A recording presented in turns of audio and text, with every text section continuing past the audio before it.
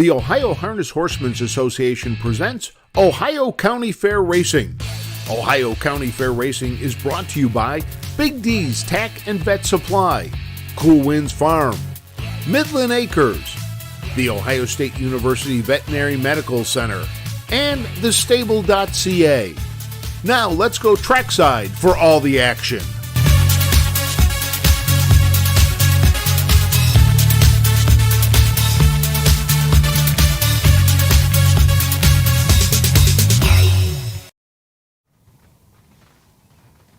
Good afternoon, everybody, and welcome to Paynesville, Ohio, where we've got 13 big races for you, plus the Amish race. Always a lot of fun. It's Keith Gisser, the Giss. I'm going to be bringing you all the action here on today's card from Paynesville. Should be a great day of racing. Temperatures in the mid-80s, sunshine dry. The track is fast, and the racing will be as well. We'll have some handicapping tips for you. There are a lot of changes on the card. We will get to those. But first, let's take a look at a little bit of Lake County history.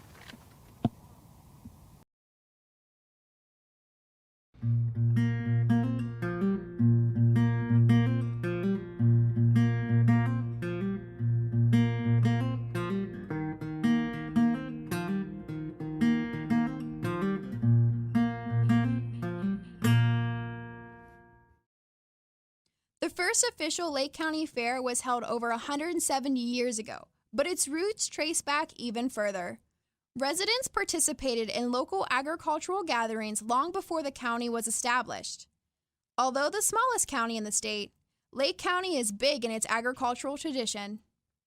The Ag Society was formed in 1840, and the fair began just a decade later. Lake County was home to the gentleman farmers, so the early county fairs held not only pulling contests and exhibited livestock, but displayed homemade horseshoes, tan hides, and perfumes. After a short hiatus, the Lake County Agricultural Society reestablished the fair in 1912 and witnessed massive growth. The new fair exhibited over $500,000 worth of cattle, hogs, sheep, and horses. Almost 30,000 people attended. Harness racing was the main attraction, but no pari-mutuel wagering was allowed until the turn of the century. They host one day of live-action harness racing.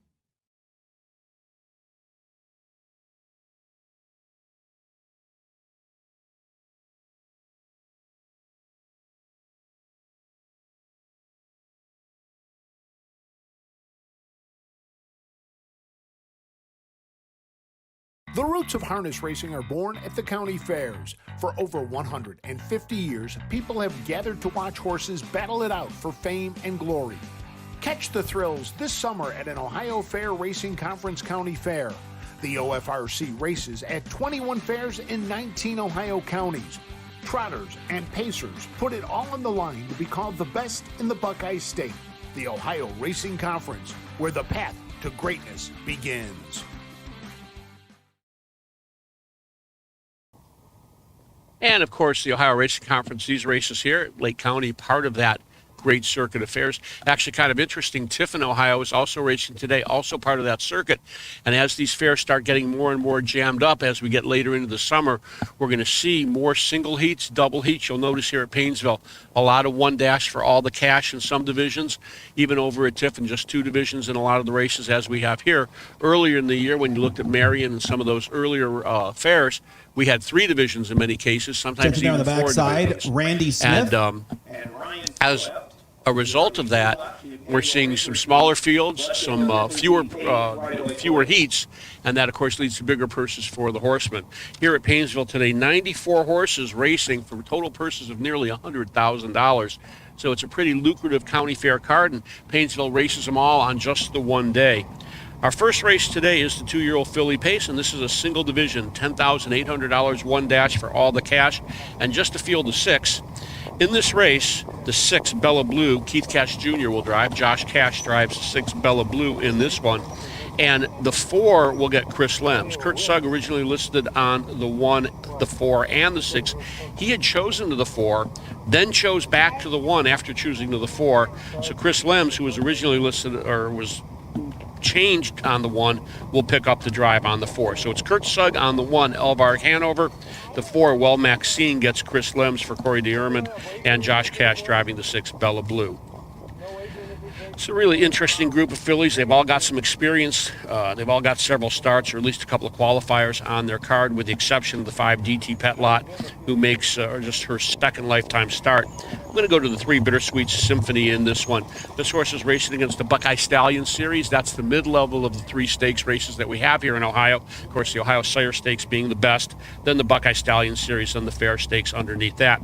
Very, very competitive second-place finish with Tony Holland, the bike 2 starts back. Trainer Chris Hirschberger drove her to a 4th-place finish at Bucyrus. Very, very difficult track for these fillies to get around. And she may have had some problem with that, but she raced evenly in that race to finish 4th, still picked up a pretty good check. She's made $6,700 on the year, and although she's still a maiden, I'm going to give her a slight call in a pretty competitive group. For second, the 1 Elvark Hanover gets Kurt Sugg, and that really is the reason I'm picking this one. Here's another one dropping down out of the Buckeye Stallion Series. Shows a couple of qualifiers at the Meadows for trainer Miles Wallum. This horse did some good work in the last start at Bucyrus in the Buckeye Stallion Series. Raced evenly in that first start in the Stallion Series at Northfield, but had an outside post draw. Was really never able to really get involved in it at all in a mile that went 55-4. That was a pretty good mile for this group, and she was a little bit overmatched there at odds at 44-1. But I think from the rail here at the fairs, facing lesser competition, she should be pretty solid. For third here, the 4 Well Maxine gets Chris Limbs. Comes off a win at Bucyrus. That was in the County Fair Stakes, not in the Buckeye Stallion Series, and you can kind of see the difference as far as that goes. The Stallion Series race is going in 58-59 at Bucyrus. The Fair Stakes race is going 201, 202. But this one went gate to wire from the rail in that one. She also shows a couple of qualifying wins. Her only bad effort, and it wasn't, again, horrible, an excusable one from a 7-hole in a full field of 8, outside post at Northfield in the Buckeye Stallion Series. She was a little bit overmatched there. We'll see if the fresh set of hands wakes this one up, coming off that win at Bucyrus, and I think she should be on the ticket as well. A competitive group, and of course, 5 of the 6 are going to go home with checks, so keep that in mind. We'll try to get you all those driver changes as we go through the day today.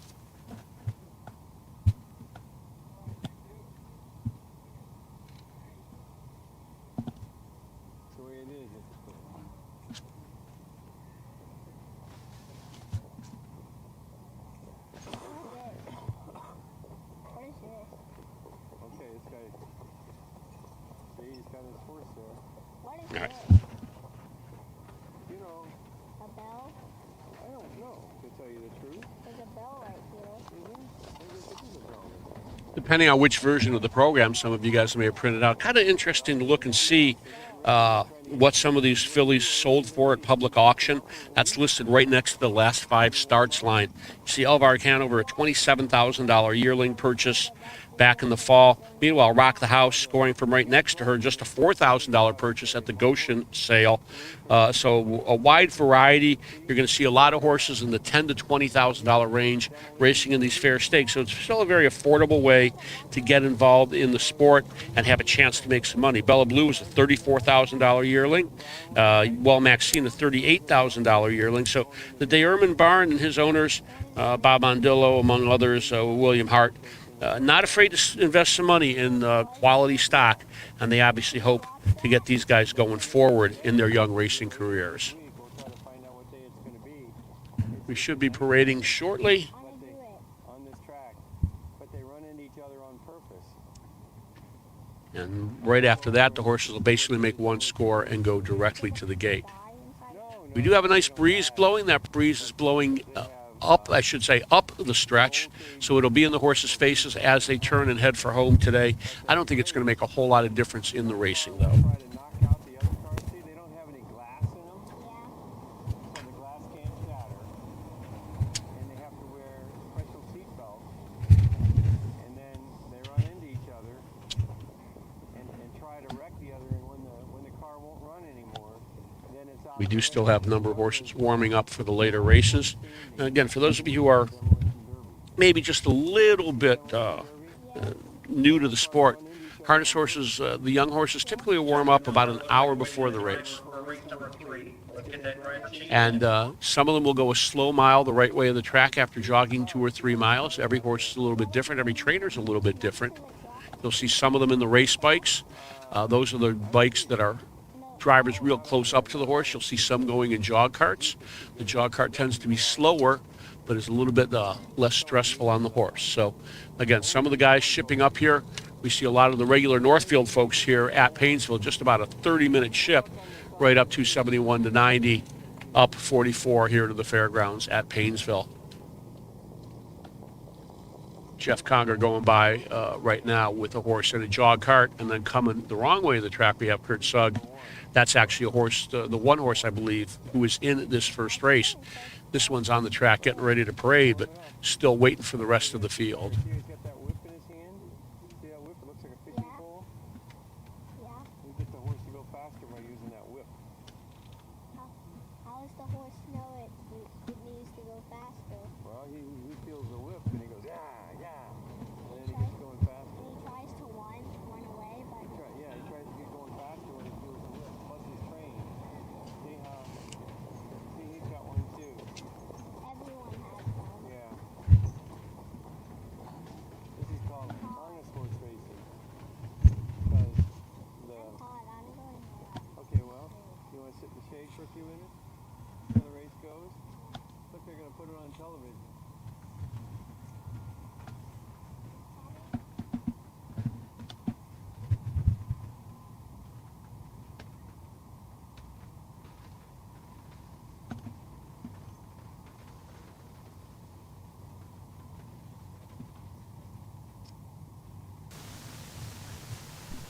Just another reminder, guys, that we're all post-parade. We're going to parade in order as we're being live streamed here today.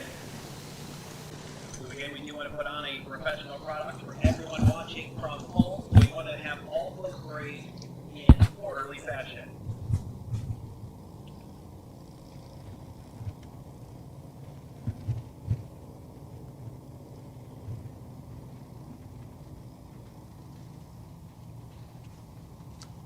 And it looks like we're lining up here for our post-parade, so we're going to turn things over to Ayers Ratliff here in just a minute to introduce you to the horses in today's first race, the $10,800 two-year-old filly pace, the OFRC Scarlet Division, just one heat, going for all the money.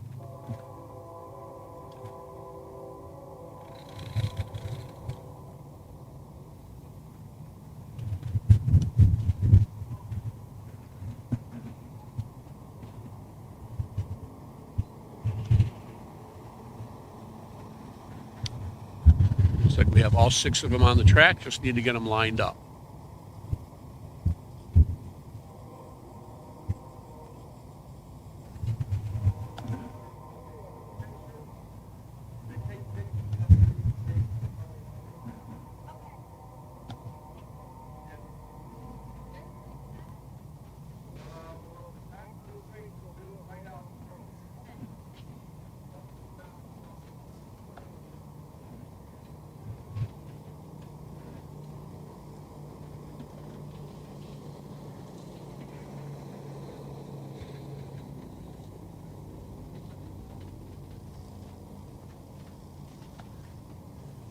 And the horses are gathering in the lower turn. Should be ready to parade shortly.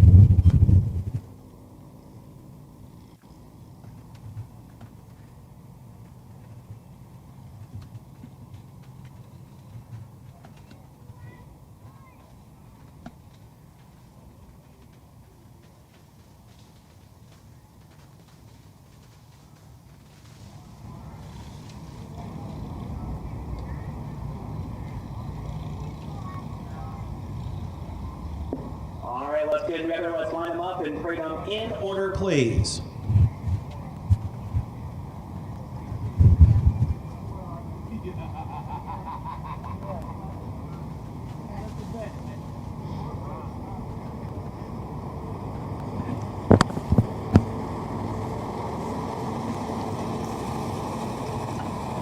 What is that truck doing? That's what? He's just making it round smooth. Okay, this is the sound they always use at horse races. That's the call to post for our first Means race. that they're ready to start the race.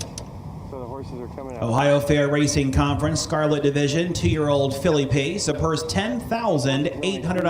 They're younger than Emma. In this race, Chris Lems on 4, Keith Cass Jr. on 6. Big then. Huh? How are they The one is Elvarg Hanover, the driver Kurt Sugg. how are they so 2, Rock the House, Tim Deaton aboard. 3 is Bittersweet Symphony and Chris Hirschberger. 4, Well Maxine, driver change to Chris Lems. Chris Lems, he's a famous driver. 5 is DT Petlot and Charles Flickinger. And the 6, Bella Blue, driver change Keith Cash Jr. in the sulky. Junior is a famous That's the field for the first race. 2-year-old Philly Pacers. Chris Lems on 4, Keith Cash Jr. on 6. 2-year-old Philly Pacers. Phillies means they're And there you had the 2 driver changes. Lems on the 4, Well Maxine, Josh Cash, Keith Cash Jr. on the 6, Bella Blue.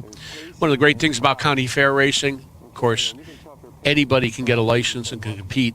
Folks, they even licensed me to drive at one point, and I had my provisional license back at the turn of the millennium. So we have Charlie Flickinger here with DT Petlot. This is a horse that he currently owns, and he is 77 years old, owner-trainer. You need to be at least 16 years old to drive at the county fairs. And so you do see a wide variety of ages and levels of ability. We'll see our regular Northfield folks. We'll see some folks who just drive at the fairs. We'll see some hobby horsemen, so to speak, guys who maybe only have a couple of horses. Flickinger was actually a pretty good horseman in his day. Great trainer, based in Pennsylvania, raced a lot. He's actually based in Clarion, PA, raced a lot on the Pennsylvania Fair Circuit, but also at the Meadows as well as at Northfield. Had some pretty good trotters, as I recall, many years back.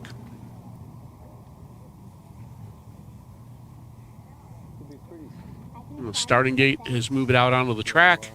Horses are gathering, and we should have a start here shortly in the first race. Again, if you're just joining us, race number 1 from Paynesville. These are the 2-year-old Philly Pacers. 1 dash for all the cash, the purse $10,800. The white car will speed up and put its arms out, okay? And when it puts its arms out, what's that? That's for the Mazda truck. Oh, that's not going to be for this one? No, it's going to be for the Mazda truck tomorrow. The starter is calling in the horses for the first race. 2-year-old Philly Pacers. A field of 6. The gate is rolling. Monster truck tomorrow. Okay, watch this. The track is fast. It's 82 degrees, and it's post time here in Paynesville, Ohio. Yeah, tomorrow. Tomorrow is one. Well, we'll look and see what the schedule is. A purse of $10,800, top of the stretch, for the opening race of this year's Lake County Fair, and here they Who's come. going to win? I think, let's see. I think... DT Petlot is off stride. Oh, he's already off stride. They're off and pacing, trying for the lead. Bittersweet Symphony on the outside. Well Maxine. Elvarg Hanover at the wood, and now Elvarg Hanover has jumped off stride. They're going to come Getting around the Go breaker. around twice. As they move into the backstretch, Bella Blue. Then we find Pop's House and the trailer. And he'll tell you. As they go to the opening quarter, DT Petlot as they drive to the opening fraction there and out with the lead. It is a Bittersweet Symphony in their second. Well Maxine. Bella Blue is there in third. Rock the House is there in fourth. Opening quarter, 30 1/5. As they move around the turn, then we have Elvarg Hanover and DT Petlot as they come around the turn and pace on to the half. Out there with the lead, Bittersweet Symphony and Chris Hirschberger. Now revving it up on the outside. Here comes Bella Blue. Cash has her on the move. In there to be next is a Well Maxine. Then it's Elvarg Hanover. Further back to DT Petlot and Rock the House. Pacing by the half in 101. Moving around the turn to the back stretch, and out there with the lead, Bittersweet Symphony. Bella Blue outside in second, right there in third, Well Maxine. Then it is Elvarg Hanover, DT Petlot, and Rock the House as they continue to the 3/4 mile mark of the race. Bittersweet Symphony is the leader. Well Maxine is there in second. Moving out 3 wide, Elvarg Hanover. Bella Blue is there. 3/4 in 1:31 2. Pacing around the turn to the top of the stretch, and Bittersweet Symphony looks strong on the lead. She's now opened up by 2.5 lengths. In their second is Well Maxine with Bella Blue and Elvarg Hanover driving to the wire. It's Bittersweet Symphony from start to finish. Well Maxine second, Bella Blue is third.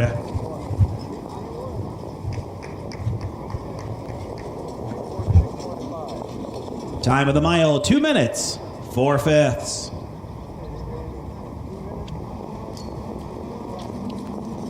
And so unofficially here we have a 3-4-6 Bittersweet Symphony. The winner, Well Maxine finishing second. Bella Blue third. Time of the mile, 2 minutes and 4/5. We'll get back to you with the official order of finish after these words.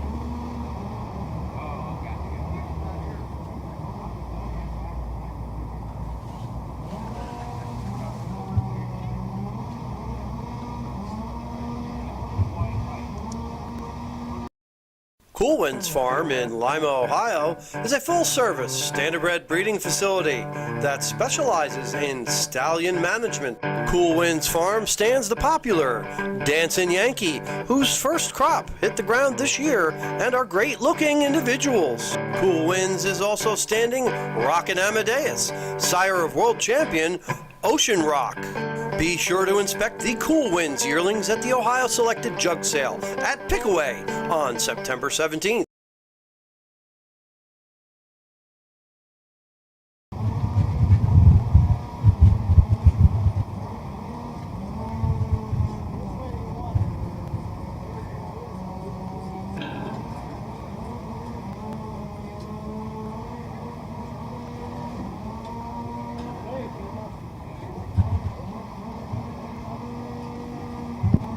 Back in front of the stands after winning the first race, it is the 3 Bittersweet Symphony, a 2-year-old bay filly by Well Said, at a Just to Spoil by Dragon Again. Owned by CNC Stables and David Miller, Chris Hirschberger trains and is the winning driver. Time of the mile, 2 minutes, 4/5.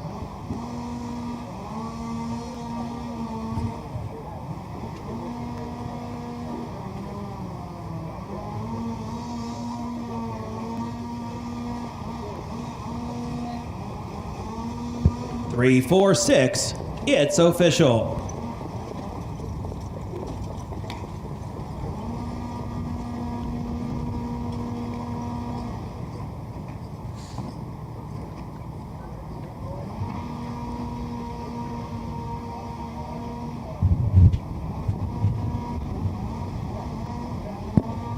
So bring them onto the racetrack for the second race. Bring them out for race 2. Here's how they finished the opener. Elvarg Hanover was 4th. Rock the House was 6th. Bittersweet Symphony the winner. Well Maxine 2nd. DT Petlot 5th. And Bella Blue was 3rd. 4, 6, 1, 2, 5, 3. 30 and 1/5. 101. 131 and 2. 2 minutes, 4/5. Race 2 is next. In race 2, we have Keith Cash Jr. driving the 4. Blue saddle pads needed for the upcoming second race. Bring them out for race 2.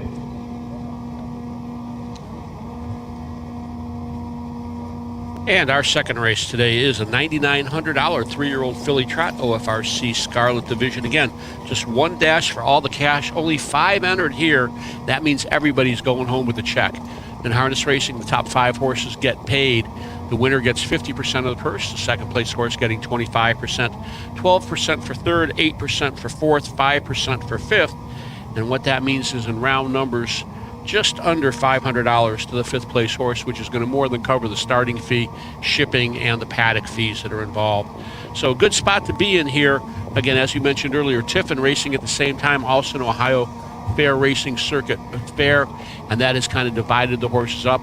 They race in Sydney in Western Ohio later tonight. I believe that's a 5 o'clock start.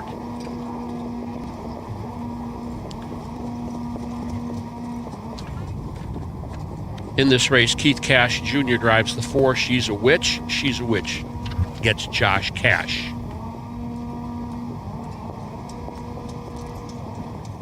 And I think we owe you one more commercial, and as soon as we get you that, we will come back and I'll give you some handicapping picks here on the second. We are playing for poker chips today because there's no wagering here at Paynesville. Athletes, they come in all shapes and sizes. They catch, they leap, they run.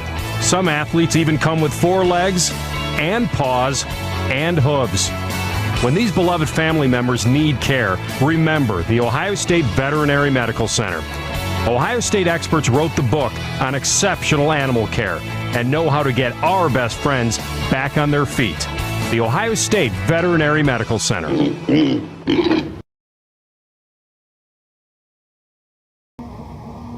And we are back. Let's real quick go over that first race for you again. The official order finished. The 1, Elbark Hanover, was 4th.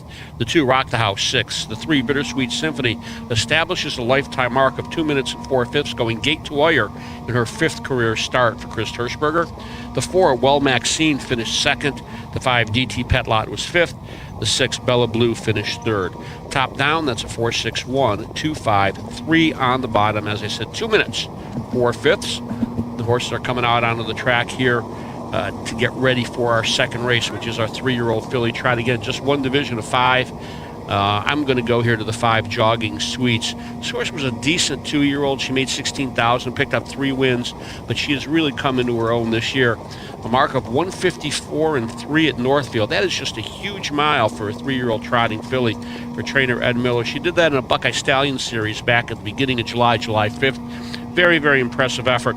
Stepped up to face Sire Stakes competition in her next effort. And unfortunately, she drew outside in that one. Those horses are just too good for her to be able to overcome the outside post. And then last start, she did make a break at the Bucyrus Fair. And again, Bucyrus Fairgrounds, she was 1-5. Ed Miller, the trainer, drove her in that one.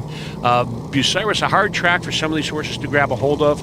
I know a filly that I've got a piece of, who was coming off a win at Northfield. Osceola Hanover had a real rough time with that racetrack. So Bucyrus is a fast track, but it's a flat track. She's, or Jogging Sweet's obviously having some issues there, but still finished 3rd. I think with a flat mile, Jogging Sweet should get the best of these. For second, the 3, Sweet Lies and Alibis for Darren Harvey. This one's made breaks in her last 2. Would actually not be eligible to race at the raceways, but at the county fair she is eligible to go. Has a couple of maiden wins, actually has 3 wins in 10 starts. This one, a daughter of Deep Chip, unraced at 2. She's 3 of 10 this year with 13,000 on her card. Jogging Sweets, by the way, over 40,000 already, and it's just the end of July. Now for third here, the 4, She's a Witch. Chris Hirschberger calls on Keith Cash Jr. to drive. This one comes off 2 straight wins, winning at the Hilliard Fair and the Bucyrus Fair. Lifetime mark of 2 minutes and 3/5, actually 2 minutes and 2/5 qualifier at Northfield, but the 2 minutes and 3 at Bucyrus, her mutual best. And again, if you look at these win times, Jogging Sweets appears on paper to be 4 to 5 seconds faster than the rest of these. There is a reason they race the races, though, so we're going to see what happens in this one.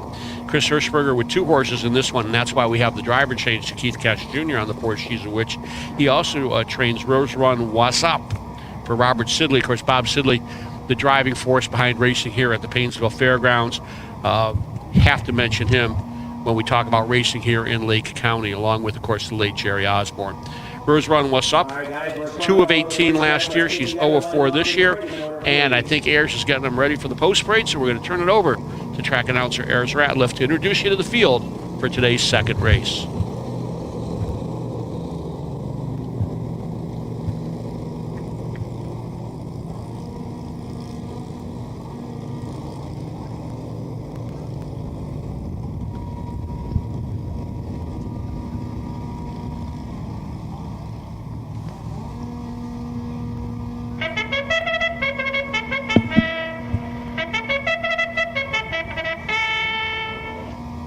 Here are the horses for race 2, purse $9,900, 3-year-old filly trot. Keith Cash Jr. on 4. 1, Rose Run Was Up with Chris Hirschberger driving. 2, Diva DeVille and Chris Lowndes. 3 is Sweet Lies and Alibis with Darren Harvey aboard. 4, She's a Witch. Driver change to Keith Cash Jr.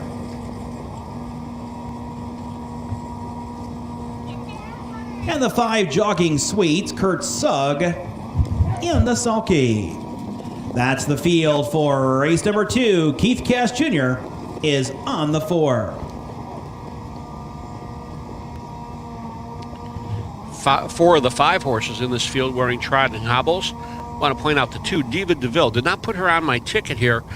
This one by full count out of Celebrity DeVille. Celebrity DeVille, a 100% producing mare. This one is a half-sister to Globetrotting, who made $224,000. Celebrity DeVille, the dam, has 5 foals of racing age. All of them have won in 158 or better, other than Diva DeVille. She was a pretty good racehorse herself, earning over $300,000 in her career, taking a mark, I believe, of 154. So pretty good one. Diva DeVille, though, making breaks, having some issues, still trying to figure it all out as a 3-year-old. Was lightly raced at 2, just 8 starts. She's got 12 career starts. Her win last year, or 2 of her wins, but one came at Canfield, taking a mark of 2, 3, and 4.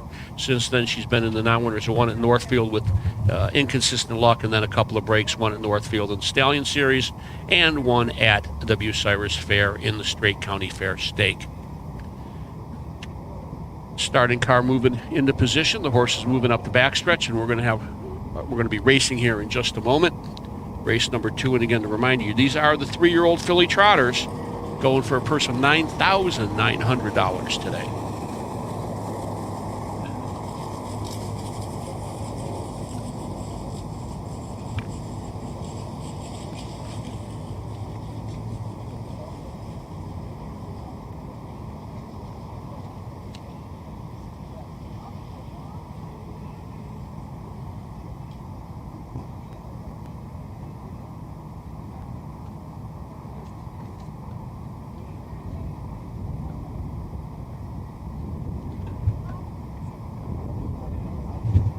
Starter has the horses for race 2, 3-year-old filly trotters.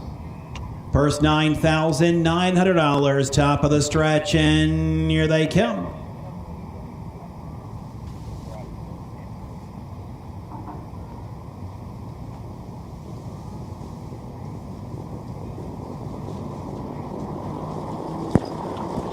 They're off and trotting and going out there. Sweet Lies and Alibis looks for the lead. Jogging Sweets is hustling up for Sug as they swing around the turn to the backstretch. Rose Run Was Up is there in 3rd. She's a Witch is moving up on the outside, the early trailer.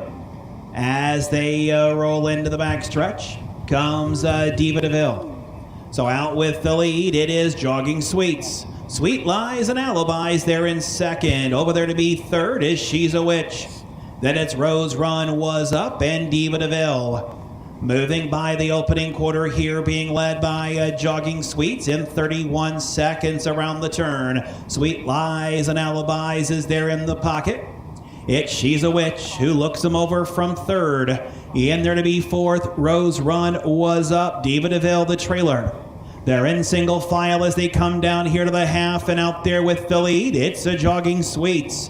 Jogging Sweets by 2. Sweet Lies and Alibis in 2nd. She's a Witch now cranking it up on the outside. Rose Run Was Up now vacates the cones, the half. In 102 and 2, the trailer is still Diva DeVille. Circling the turn of the backside, and with the lead, Jogging Sweets out there a length and a half. She's a Witch is coming up on the outside 2nd. Sweet Lies and Alibis is there in 3rd. Over there to be 4th is Rose Run Was Up as they continue to 3/4, and Jogging Sweets. The little filly's got them little eggs churning out there now by 2. Over there on the outside, She's a Witch, 132 and 2. Off stride, Sweet Lies and Alibis. Moving around the turn to the top of the stretch, and it's Jogging Sweets with the lead. She's a Witch is their 2nd. Rose Run Was Up in 3rd. As they come down for the money, it's Jogging Sweets. Jogging Sweets to win. She's a Witch in for 2nd. Rose Run Was Up is 3rd.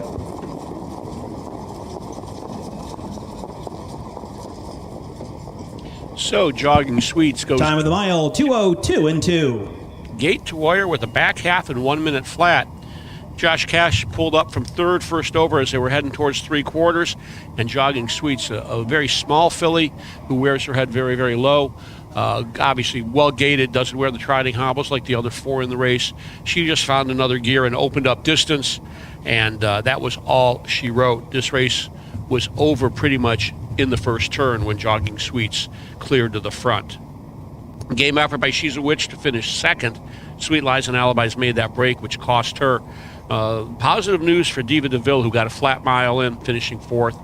That should be good for her. That'll get her qualified again after those repeated breaks. Not sure what her next start will be.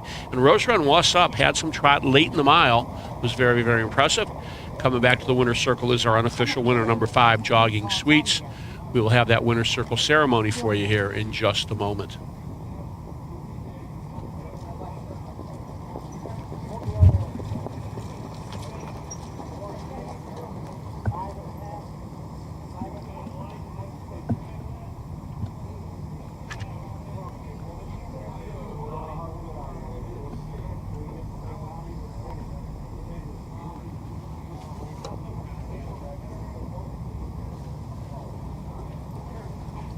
Back in front of the stands after winning race number 2, it's 5 Jogging Sweets.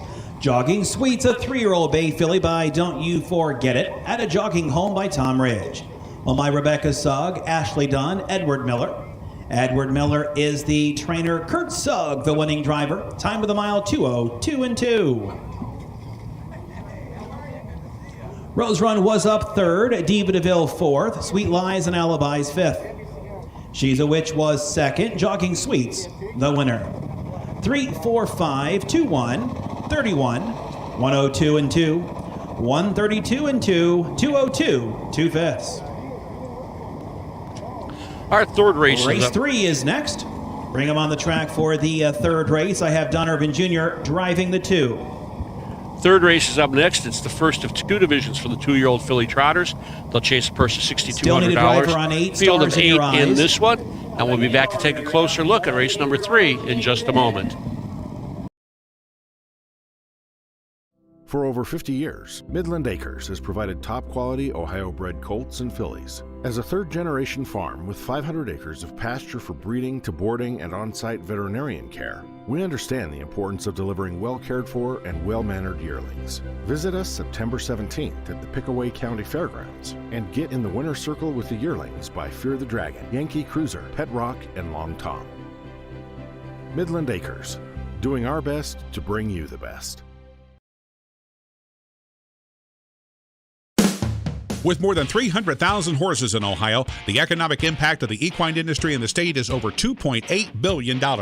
Much of that value comes from standardbred horse owners, breeders, trainers, and drivers who participate in the sport of harness racing. The mission of the Ohio Harness Horsemen's Association is to preserve, protect, promote, and serve the entire standardbred industry in Ohio and beyond. To learn more about the Ohio Harness Horsemen's Association, go to ohha.com. That's ohha.com. Bow River Jewelry has been the premier designers of sulky jewelry for more than 30 years. We incorporate today's fashion designs to create a unique piece of jewelry only found at Bow River. Visit bowriverjewelry.com today. And we are back here at Painesville for County Fair Racing on the Ohio Fair Racing Circuit. Top down in race number 2, once again, the 1, Rose Run Was Up, was 3rd. The 2, Diva DeVille, was 4th. The 3, Sweet Lies and Alibis, finished 5th after the break. The 4, She's a Witch, was 2nd. The winner was the 5, Jogging Sweets. Top down, that's a 3, 4, 5, 2, 1 on the bottom. Time of the mile, 2:02 and 2/5. Full field of 8 in the 3rd here. This is a $6,200 division of the 2-year-old filly trot, first division of 2. 8 in this one. They score 6 across here at Painesville. So the 7, Flawless Wish, the 8, Stars in Your Eyes, will both score from the 2nd tier. On the 2, 7 Lit Caviar, make the driver Don Irvine Jr. Don Irvine Jr. drives the 2, 7 Lit Caviar. We are still waiting for the announcement of a driver on the 8, Stars in Your Eyes, but folks, relax. I didn't bring my colors. It won't be me. I actually kind of like the 7 Flawless Witch to get a piece of this one. But to win this race, I'm going to go to the 4, Traveling Delight. Trainer Lanny Merriman, the crafty veteran, calls on Jason Thompson to drive this one. This horse got trot and hobbles in the qualifier last time and was much improved. I think this horse with hobbles should be a surpriser. Gets a little bit of a soft spot against these, and I think may be able to pull what would be at least a minor upset. She, of course, a daughter of Long Tom. For second, the 6, Sadadoka, I will get that right eventually. Trainer driver Don McCurgan, the Northfield Park and Ohio Hall of Famer.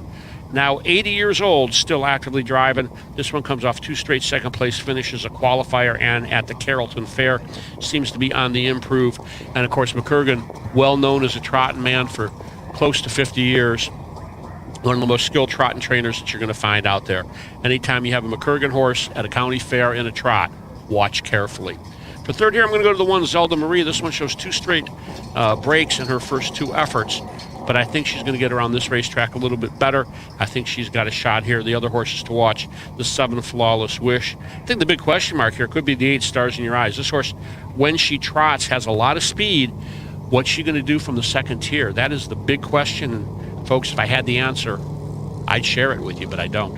Very, very interesting group. The other thing to keep in mind, a lot of these horses been racing at the fairs. They're used to shorter fields, 5 and 6 horses. Suddenly they get thrown into an 8-horse field. How will they respond? The exception to that, of course, would be the 5 Lady is Great. She was a $40,000 yearling, a filly by Creatine from the SJ's Caviar mare, Caviar for the. This horse raced in the Buckeye Stallion Series at Scioto Downs, but made a break. She's also racing the Sire Stakes, but she's been in full field. She's raced against 7, 8, 10 horse fields. So the traffic jam shouldn't bother her a whole lot. It'll be interesting to see how the others respond. Horses are moving onto the track. It looks like we've got about half of them out. We're waiting for the other half, and then we will have our post parade.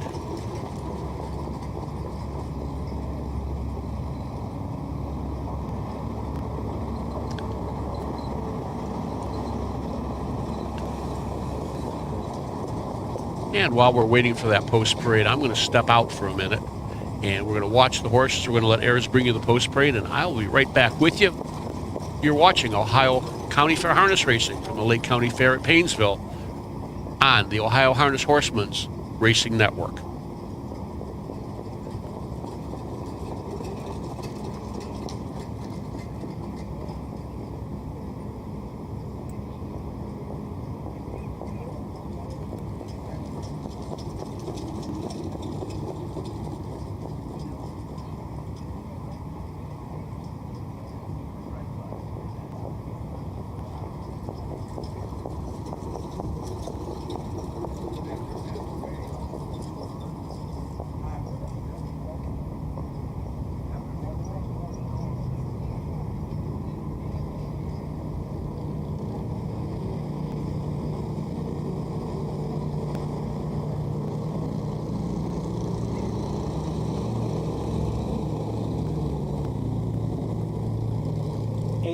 In your eyes, it'll be Chris Lems. Chris Lems drives the 8 here in race 3.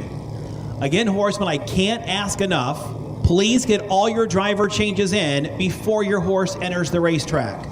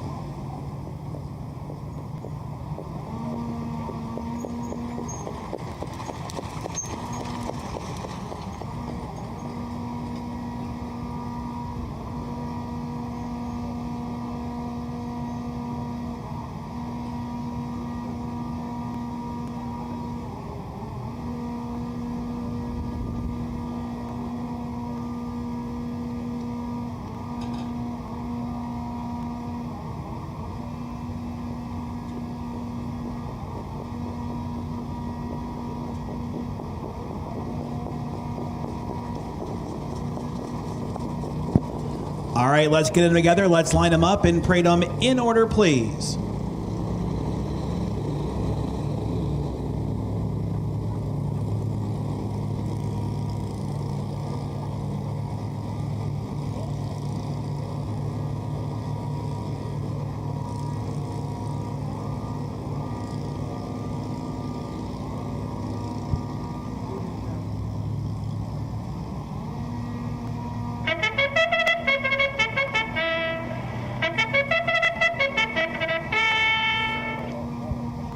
horses for race 3.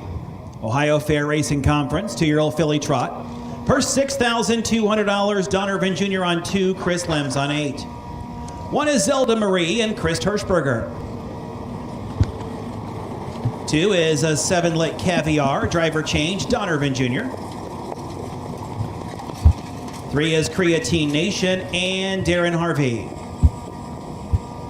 4 Travelin' Delight, Jason Thompson. 5 Lady is Great and Kurt Sog. 6 is Sadadaka with Donovan Jr. 7 Flawless Wish and Charlie Myrick. 8 Stars in Your Eyes, driver change, Chris Lems in the sulky. That's the field for race 3. Donovan Jr. on 2, Chris Lems on 8. This looks like an amazingly calm field for a group of 2-year-old fillies. Some of them very, very green, just making second, third lifetime starts. None of them have more than 3 starts for purses. Of course, most of them have a qualifier or 2 or more as well. But other than the 8, who looked a little bit fired up, she wears a hood, maybe could have a bit of a problem for scoring from that second tier in this 8-horse field. And again, a reminder, Paynesville, we score 6 across. This field of 8 means 7, and the 8 will be the trailer. The 7 will leave behind the 1 horse. The 8 can actually leave from behind whatever horse she chooses to leave behind from the 2 on out. If the 8 moves outside, then the 7 is allowed to move outside as well. But the 8 has the first call on that, so to speak. Don Irvine Jr. driving the 2, Chris Lems driving the 8. Those are your driver changes here. I'm at 4-6-1, going to Travelin' Delight, getting trot and hobbles for the first time, and coming off a pretty decent qualifier. She shows just the 1 purse start. That was in the Ohio Sire Stakes. 9-hole in that one at Scioto Downs, which is the outside post. She had no shot there at all, even though she was only 16-1 in that race. Made a break leaving. It was just a non-factor the entire way. She showed a good turn of speed, something none of these others have, and as long as Jason Thompson doesn't have to hustle her out of the gate too fast and she can keep her legs under her, I think she will get at least the first couple of calls here. Horses are moving in behind the gate. We're going to turn it over to Ayers for the call of today's 3rd, the first division of the 2-year-old filly trot with a purse of $6,200.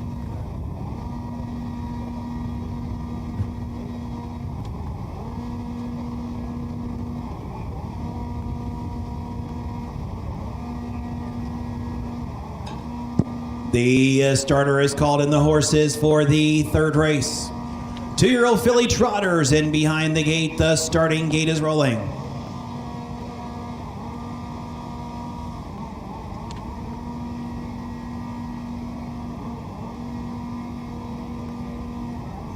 Zelda Marie is off stride. Purse $6,200, top of the stretch, and here they come.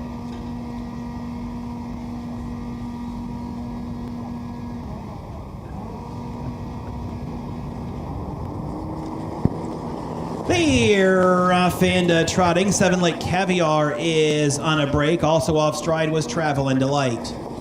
And going out there and traveling for the lead, Lady is Great.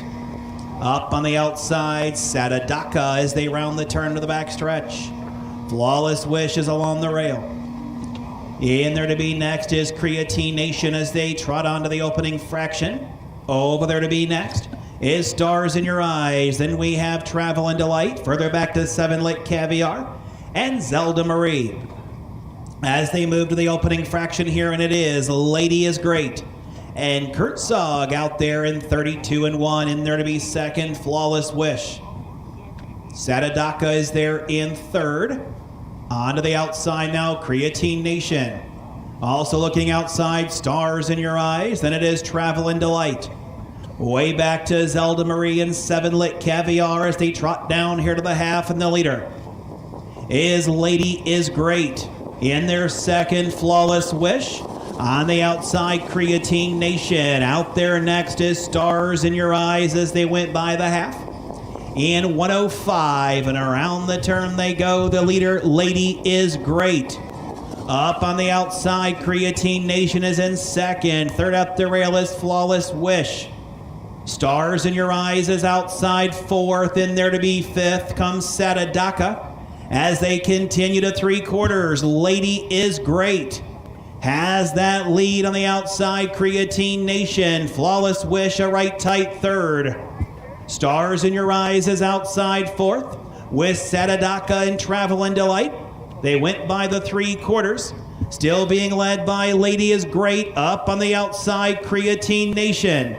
Moving around the turn to the top of the stretch, off the rail, Creatine Nation. The 3/4 was 136 and 4. Battling back is Lady is Great, and Lady is Great the leader. Lady is Great the winner. Flawless Wish is there for a second, then Creatine Nation and Sadadaka. Time of the mile, 2:08. So a back half in 103 as Lady is Great leads every call in this one, fighting off the first up bid of Creatine Nation, who tired eventually finished third. Flawless Wish, that trailing position, just hugged the pylons all the way around, never really made a move for Charlie Myrick, came up with her best lifetime effort so far with the second place finish. Again, just followed the winner all the way around, was never really a threat, but does pick up the good check there. Time of the mile, 2:08, as Lady is Great picks up a lifetime mark in her fourth career start. Unofficially, we have 5, 7, and 3. 5, 7, 3 unofficially here in the third race. And Kurt Sugg now with 2 winners on the card today as he goes after the annual Painesville Driving Championship.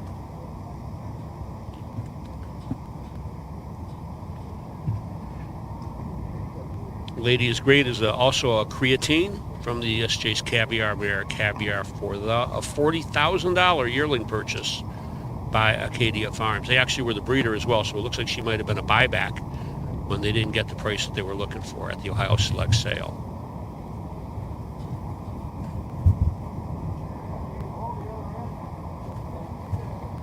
Flawless Wish, a homebred, as was Creatine Nation. So the second and third place finishers both bred by the owners in today's third race.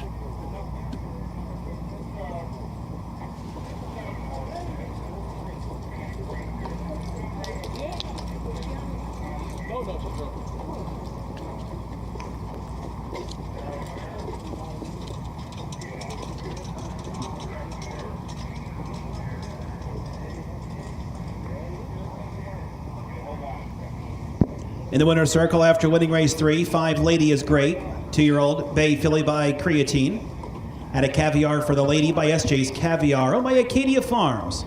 Marty Willem trains. Kurt Sugg scores another 2:08.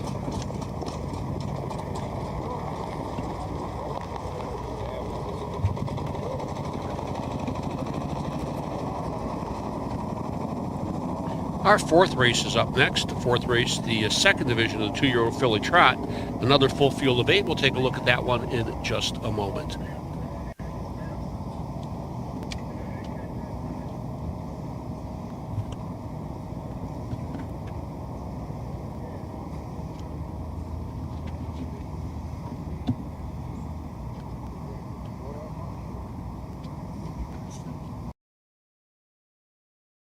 When you need supplies for your horse, one name stands out: Big D's. Since 1976, Big D's Tack and Vet Supply has been the equine experts you can trust.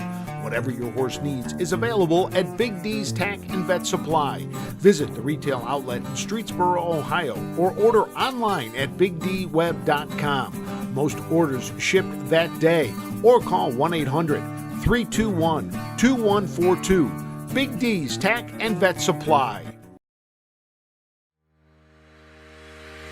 Own a little and love it a lot. TheStable.ca is an award-winning fractional ownership operation. Buy as little as 1% of a racehorse and experience 100% of the thrill.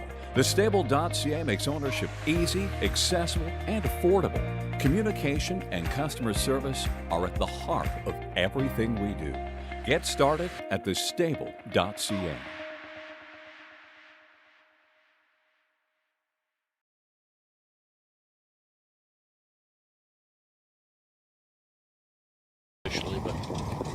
And we are back, and we're still waiting for the official rundown on today's third race. Fourth race coming up next, but I do want to mention, we heard the commercial there for the stable.ca. If you're interested in fractional ownership, it's a great way to go. And I've got divided loyalties here today. I'm at Paynesville, but I'm involved in a fractional ownership group, not the Stable.ca. I'm with a group called Cedar Point Beach Racing, I should say. And we're actually, one of our fillies, Cedar Point Beach, the stable's namesake, is actually racing in Tiffin this afternoon. She's in the 5th, so she's going to be going in about a half hour. So I'm going to be checking the phone and checking this and everything else. But you can get involved for just a couple of $100. It's a really great way to go, whether you do it with a locally organized group, whether the Stables.ca. Their website is unbelievable, and I strongly recommend checking them out, even if you're not totally interested right now, just to see what's involved. They spell out all the expenses. They spell out everything you need to know. And again, there will be no surprises if you get involved in a fractional ownership group through the Stable.ca or a group like Cedar Point Beach Racing. As I said, we are waiting for that top down on the 3rd. We do know that the winner was the 5 Lady is Great, mile in 2:08. Flawless Wish was 2nd. Creatine Nation was 3rd.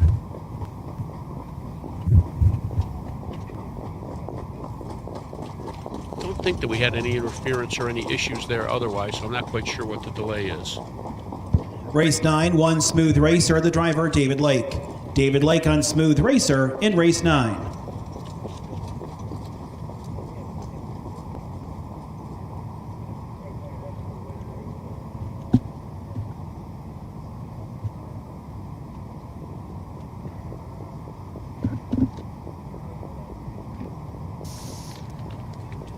Well, if I look behind me here, oh, hi, everybody. Producer Don Holden here. If I look behind me, I do see Ed Embach, the photo finish man, talking to the judges through the windows, so I don't think there was any interference either, but they seem to be discussing something. All side bets here for race 3, a late inquiry. A late inquiry. There you go. Judges looking at the start of race 3. We do need Charlie Myrick. Please go to the starting car. Charlie Myrick, go to the starting gate right away. You can also make sure you have him ready for race 4. Make sure you have him ready for race 4. You can actually start heading about onto the racetrack while we await the official finish rundown of race 3. Bring him out for the 4th. Charlie Myrick's horse there in the 3rd race was in the 2nd tier. The one Zelda Marie made a break, appeared to have made a break in front of him, cleared with no problem. I don't know if there was a problem with Zelda Marie trying to get back into her position or what exactly they're looking at, but we do know that they've called Charlie Myrick to the starting gate so he can communicate with the judges as to what occurred. It is actually good to hear that the judges are actually talking to the drivers here, unlike what the judges do at a certain racetrack in New Jersey, where they choose not to talk to drivers when there's interference or possible problems. And again, regardless of whether you know what I'm talking about or not, the judges have to talk to the drivers. And I don't care if it's track policy or if it's not track policy. For the judges not to talk to drivers and for it to be a track policy not to talk to drivers, they're the ones that are on the racetrack. The judges are watching video. You need to get that input to make a proper call. That's all I'm going to say about it because, folks, I like my job and I want to be able to come back and broadcast again here for the OHHA. But if you've read any of my commentary in the Midwest Online or other publications, you know how I feel about it. We'll leave it at that. As we wait for the judges to determine what went on here in the 3rd, I'm going to go ahead and talk a little bit about the 4th. The 4th race, as I said, it's our 2nd split of the 2-year-old filly trotters. They chase a purse of $6,200. The 1, Charlotte's Fancy, will get the trainer, Marty Woolham, in the bike. Marty Woolham driving the 1, Charlotte's Fancy, as she makes her 2nd purse start. Looked poised to get a win in her debut and then made a break at the top of the stretch when she had the lead by a nose. Ended up finishing 4th, and that one beat by about 10 lengths.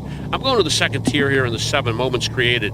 This horse was 3rd as the favorite in the $150,000 Next Generation at Scioto Downs, and then came back, made a break in the Sire Stakes, and then finished a good 2nd. Horse is getting heavily bet in all of her starts.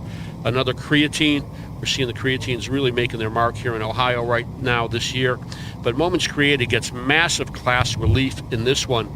Question is, how will she handle the 2nd tier?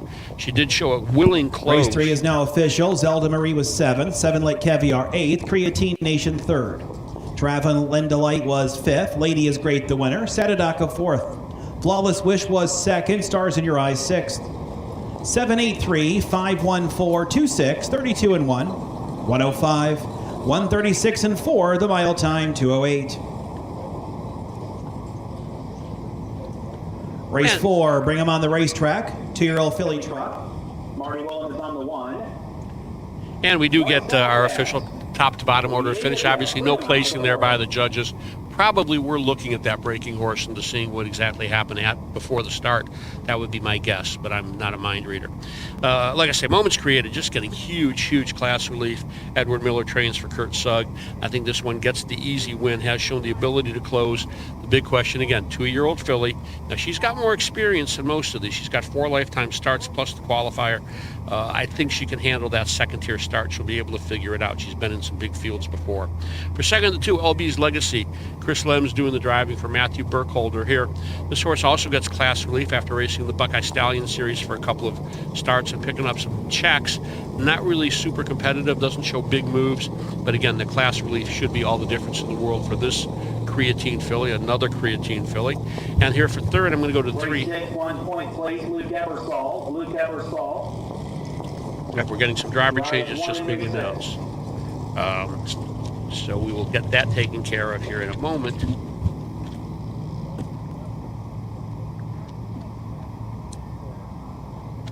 We're shuffling papers. We're right. Chris Lems on the 3 in race 6.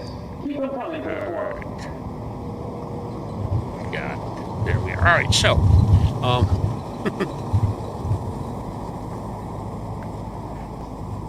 as I said here, the 3 hit with the guys. This horse got to trot and hobbles for trainer owner Sue Stockwell and picked up a win at the Carrollton Fair after making a break behind the gate.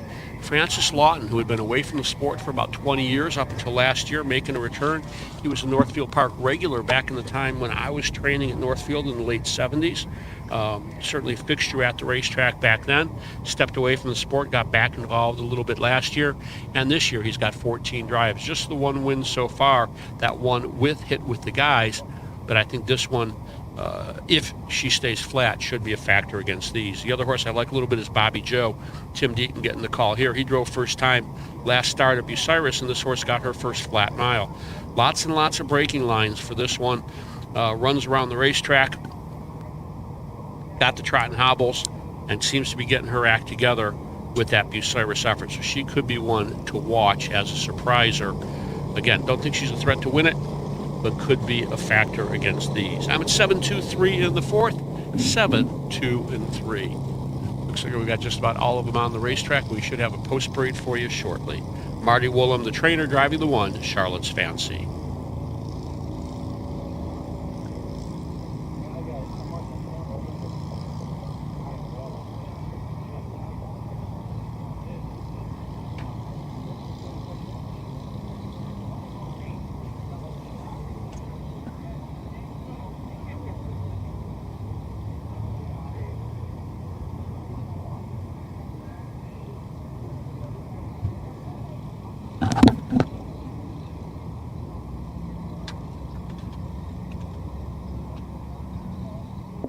Let's get together, line them up in freedom and order, please.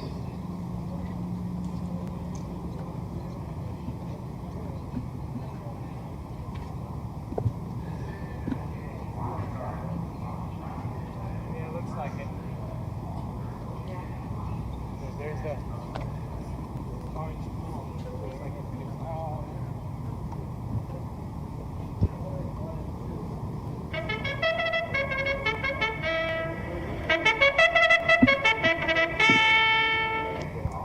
That's the call to post for race number 4, 2-year-old filly trot. Per $6,200, Marty Willem on 1. 1 is Charlotte's Fancy. That driver changed Marty Willem. 2, LB's Legacy, Chris Lems.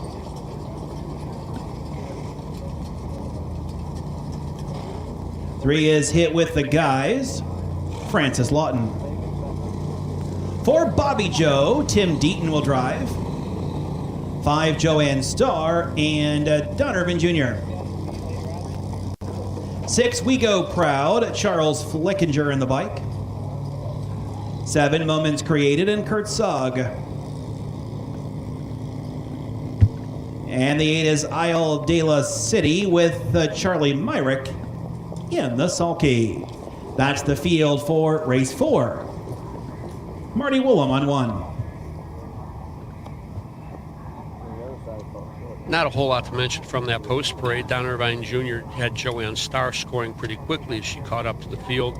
That could be an indicator that he's planning to leave aggressively. We'll have to see if he turns her and scores her coming the right way of the track. The 7 moments created, the class dropper who I picked to win this one does wear a hood, and that may mean that she gets a little bit fired up. That second tier start could be an issue for her. We'll see how she handles it. But again, this is a pretty professional looking racehorse. Even when she did make the break in the Sire Stakes 2 starts back, she came back trotting, still pretty competitive in that field, still managed to pick up a check in a 10-horse field. So was able to clear, get out of everybody's way, and then come back trotting to trot her mile in 2 minutes at Scioto At Downs. trotting hopples to 1, Charlotte's Fancy. Charlotte's Fancy gets those trotting hopples.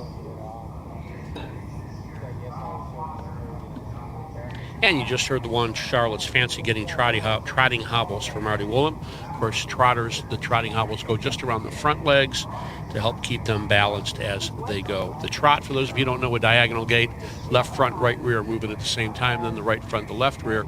Our pacers, they go with the 2 legs on the same side of the body. So it's left front, left rear, and then the right front, right rear.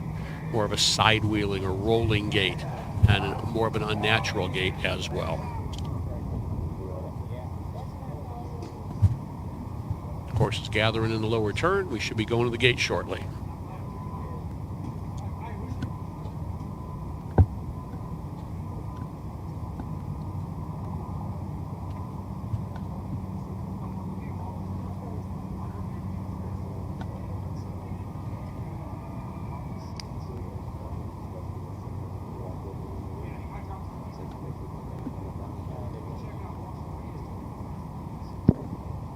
The starter is calling in the horses for the 4th race, 2-year-old filly trotters. Field of 8. The gate is rolling.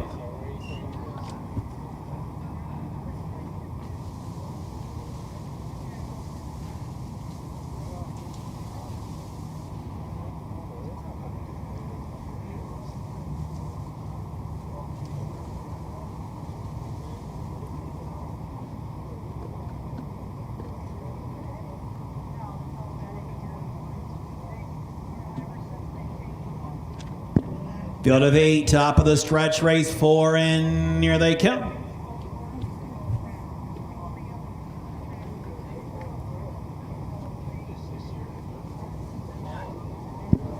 And we have a recall here in race 4.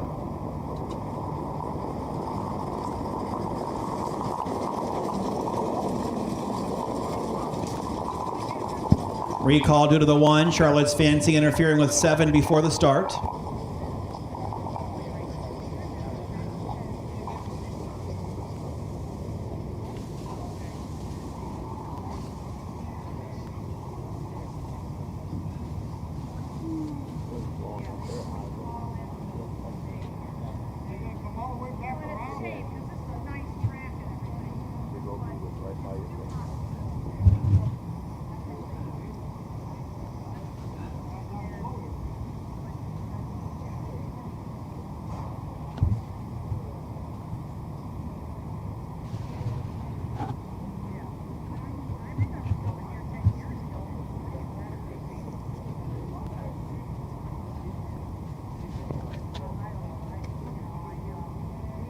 Starter has kept the field in motion.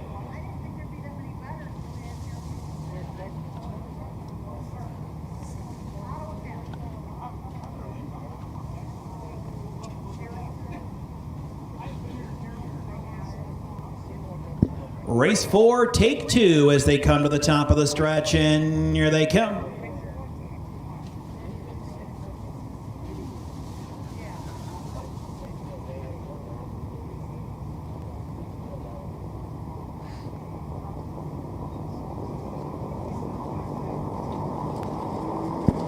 They're off and trotting, a hit with the guys on a break.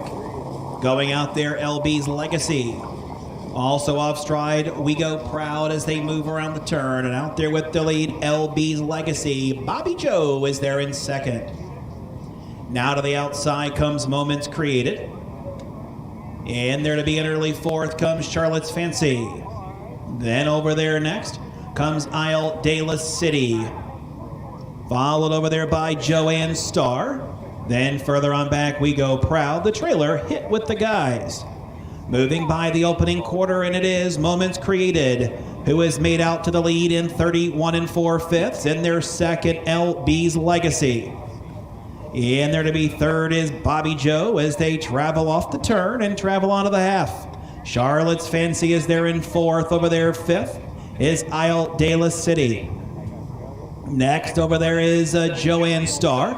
Further on back to Hit with the Guys in the trailer We Go Proud. Trotting by the half, Moments Created and Kurt Sugg, they lead the way as they went by the half in 104 2. So Moments Created is on top over their second, LB's Legacy. Bobby Joe looking him over from third at Charlotte's Fancy in fourth. In their fifth, Isle de la City. As they trot up the backstretch, next is Joanne Starr with Hit with the Guys and the trailer We Go Proud as they continue by 3/4, well strung out, and the leader is still Moments Created. Moments Created by 2. LB's Legacy trying to tighten in after 134 4. Bobby Joe just lost stride. Getting around the breaker, Charlotte's Fancy as they come to the top of the stretch, and the leader is Moments Created. Moments Created is kicked clear by 3. In their second is LB's Legacy. It's Moments Created to win. LB's Legacy in for second. Charlotte's Fancy is third.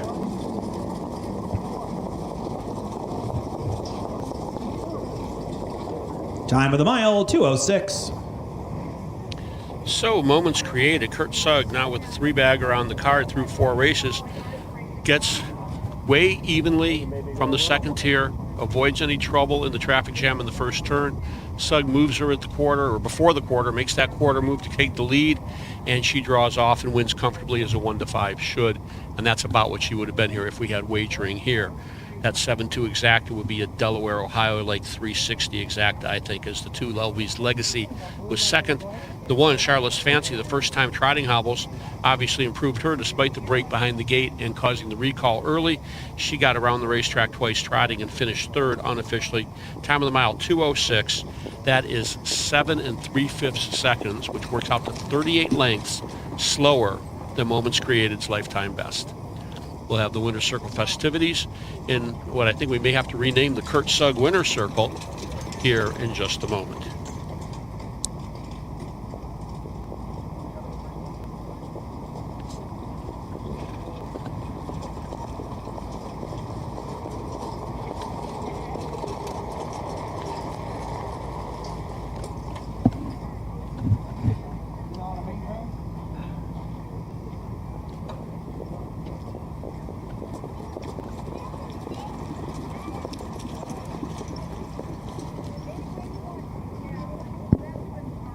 Coming back in front of the stands after winning race 4, it is the 7 Moments Created. Moments Created, a 2-year-old bay filly by Creatine.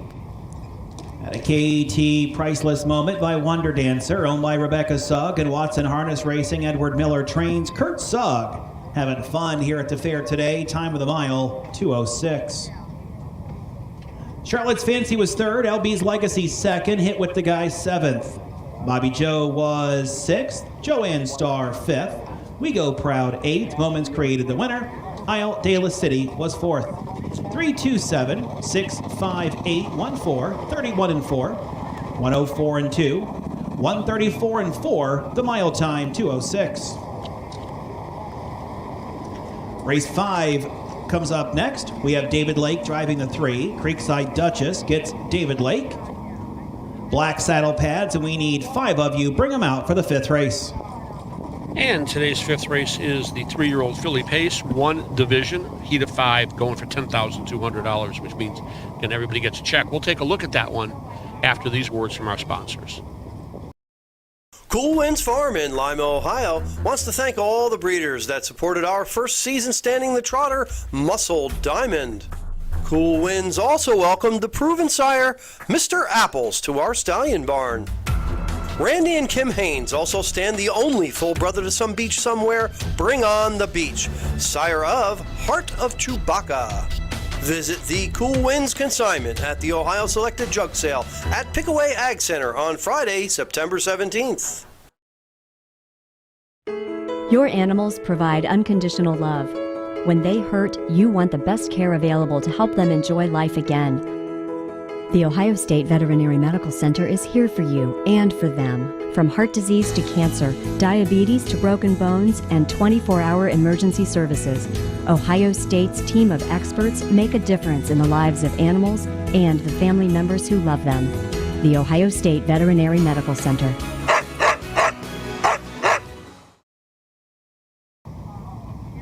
And we are back here at Paynesville as we head to race number 5. As I mentioned, our 5th race is the 3-year-old filly Pace 1 Dash for all the cash. Purse is $10,200. 3, Creekside Duchess. Meet the driver, David Lake. David Lake drives the 3, Creekside Duchess, as Kurt Sugg chooses to the 2, Forever Missy. And that choice is enough for me to give Forever Missy the call to win this one. She's 2 of 7 on the season, 9 of 21 in her career with earnings of $41,000. That tops this short field of 5. She was an $18,000 yearling at the Ohio Select Sale. For second and 3, Creekside Duchess gets David Lake, was scratched out of the Marysville Fair due to transportation. Very, very solid at Bucyrus and a bit of a tough trip at Carrollton, where she was in the 2nd tier. Creekside Duchess, one of 3 $6,000 yearlings from the Buckeye Classic sale in this race. And for third here, I'm going to go to the 5, Miss Bernice, with Wyatt Irvine for Steve Harris. This one comes off a win at Carrollton, did it in good fashion, took pressure, led most of the way, took pressure at the half, fought off that pressure.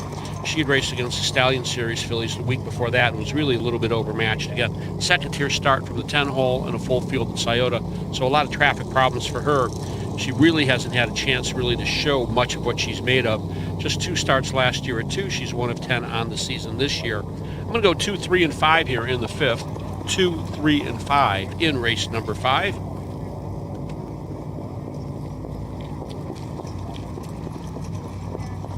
We look at our stallions here. We've got a Racing Hill, which is, I hope a daughter of Racing Hill will win the 5th race at Tiffin. We'll see, because that's what our filly is. Again, folks, for those of you who are just joining us, I've got one racing at Tiffin. She's going to the post probably right now, and it is driving me crazy being here at Paynesville. I love being at Paynesville, don't get me wrong. It's a gorgeous day. But to my friends at Cedar Point Beach Racing and, of course, the filly Cedar Point Beach, let's bring home a winner from Tiffin, Ohio. But we're here at Paynesville, and that's the main order of business today. So we've got a Racing Hill, we've got a McCardle, we've got a Big Risk, we've got the Ponderosa, of course the Veteran Stallion, and an All-American Native. So 5 different stallions represented in this one. The McCardles have certainly been making a name for themselves here in Ohio lately. And I think that that's one that you may want to watch for. Another Corey DeErmond, William Hart horse. And Mr. Hart certainly investing liberally in Ohio breds despite his Maine residence. Forever Missy racing against pretty good condition horses. That not winner's a 4 class can be a tough one. They go for decent money.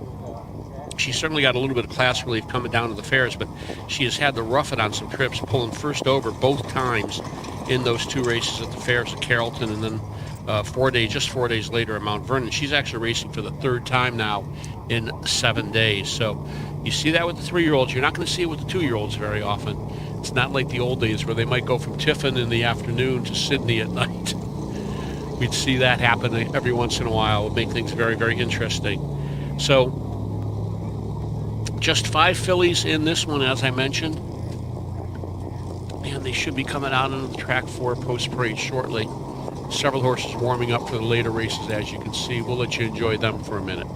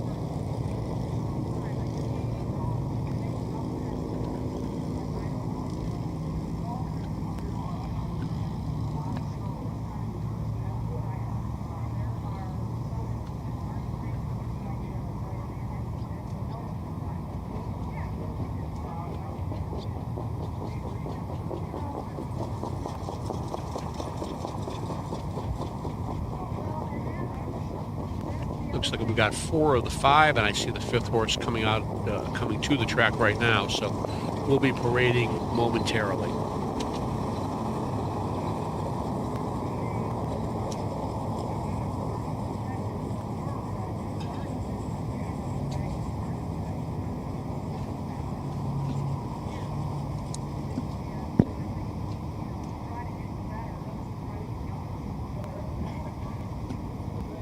Let's get together, line them up, parade in order, please.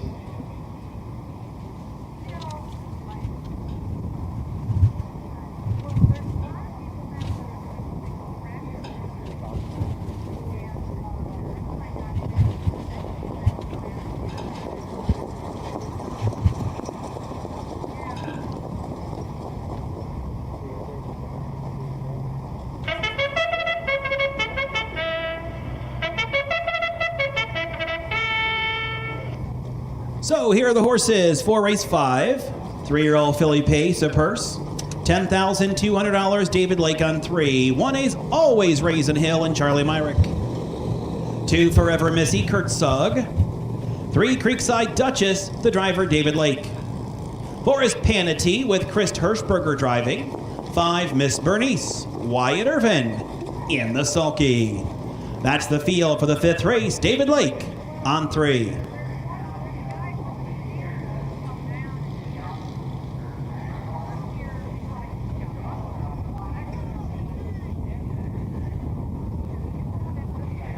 Miss Bernice, the 5, just 1 of 10 this year, 1 of 12 in her career. In fact, other than Forever Missy, who's 9 of 21, most of these horses, not a lot of wins. Creekside Duchess, 3 of 29 in her career. Always Raisin Hill, still a maiden. She's 0 for 24. Panatee with just 1 win, as is Miss Bernice. So, as you look at this, Creekside Duchess, but Forever Missy, more expensive yearling. She's made more money last 5. Really has all the handicapping angles going for her. Oh yeah, she's got Kurt Sugg in the bike as well, and Kurt Sugg has won 3 of the 4 races on the card so far today. This will be Sugg's first time driving this filly, at least in recent memory. You take a look, Brady Clemens, Josh Cash, Ronnie Wren, Billy Davis Jr., Ryan Stahl has driven a couple of times. Ryan Stahl is actually at Tiffin today driving. You'll never guess how I know that. I'm teasing Don, my producer here, because he knows exactly why I know Ryan Stahl is at Tiffin today. So we are heading to a start. They're gathering in the lower turn there, and we're waiting for the starting gate to move into position. Water truck's still on the track. We do have a nice breeze blowing here today, so the track will dry out quickly, and want to make sure that we keep that good cushion for these young horses as they're racing through their young careers. The Northfield Park starting gate making its way onto the gate, or onto the track, I should say, right now. And we should be starting this one in just a moment. We'll wait for Ayers Ratliff to take it over with the call of race number 5.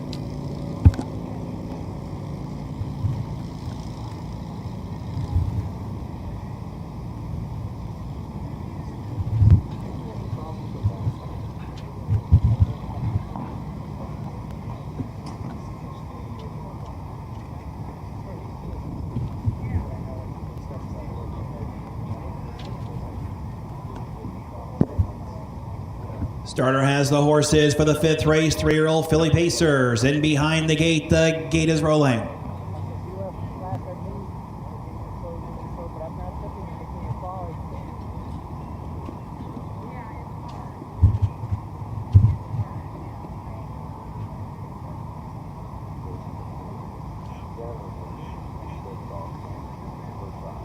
Purse $10,200, top of the stretch, and here they come.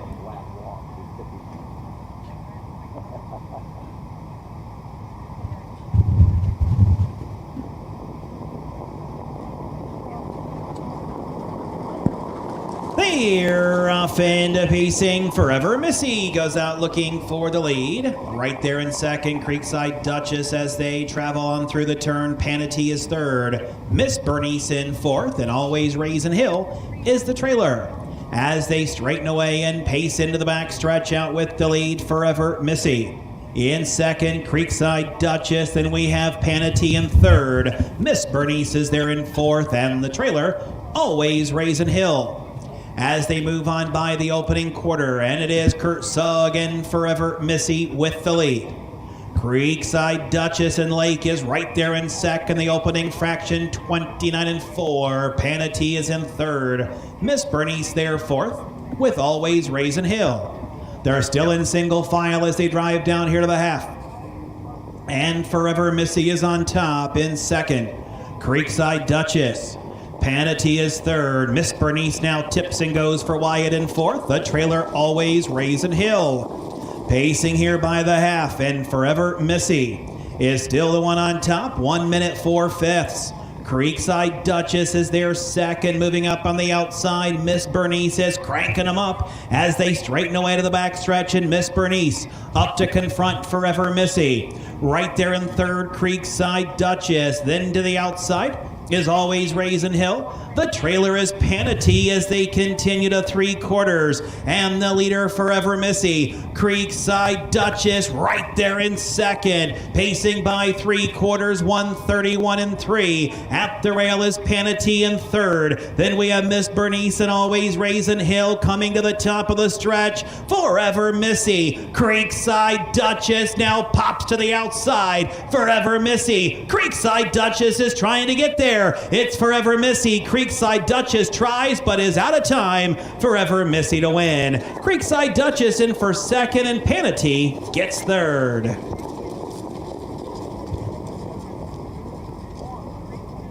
Time of the mile, 2:01 2/5. A nice evenly rated win there for Creekside Duchess, I should say for Forever Missy. Forever Missy setting the fractions in that one, well rated. As Kurt Sugg Day here at the fair continues, for those of you scoring at home, that's Kurt Sugg winning 4 of the first 5. Of course, those of you scoring at home are probably not watching the races. However, Kurt Sugg having one heck of a day here at the Lake County Fair as he scores gate to wire with Forever Missy. Creekside Duchess, David Lake sat the pocket, came out with a little bit of pace late, but not enough to get at Forever Missy, as she was not really pressured. Miss Bernice had made a move from fourth going to the half and pressured first over, but really leveled out as they got to the 3/4. She did come back to finish fourth in that one, as Panatee finished third unofficially, and Always Raisin Hill got a little bit rough gated at various points throughout the mile, and moving back into the Kurt Sugg winner circle will be Kurt Sugg with the winner, Forever Missy.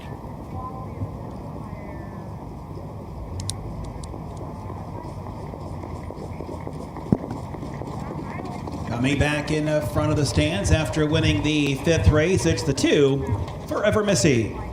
Forever Missy, a 3-year-old brown filly by McCardle, and a Forever Cam by Western Hanover by Corey Dayerman and William Hart. Corey Dayerman is the trainer, and Kurt Sugg scores another time of the mile, 2:01-4. Always Raisin Hill was 5th. Forever Missy the winner. Creekside Duchess 2nd. Panatee 3rd. Miss Bernice was 4th. 5, 1, 2, 3, 4 on the bottom. 29-4. 1 minute 4/5. 1:31-3. The mile time 2:01-2. Race 6 is next. Brown saddle pads. Luke Ebersol is on the 1. Chris Lems on 3. Keith Cash Jr. on 6. Bring them out for the 6th race. We need 6 of you. Head them out for race 6. Our 6th race today is the 2-year-old colt Pace for the Ohio Fair Racing Circuit Scarlet Division. $11,000 is the purse in this one. They're going for $11K just to field a 6. We'll take a closer look at it after these important messages. For over 50 years, Midland Acres has provided top-quality Ohio-bred colts and fillies. As a third-generation farm with 500 acres of pasture for breeding to boarding and on-site veterinarian care, we understand the importance of delivering well-cared-for and well-mannered yearlings. Visit us September 17th at the Pickaway County Fairgrounds and get in the winner's circle with the yearlings by Fear the Dragon, Yankee Cruiser, Pet Rock, and Long Tom.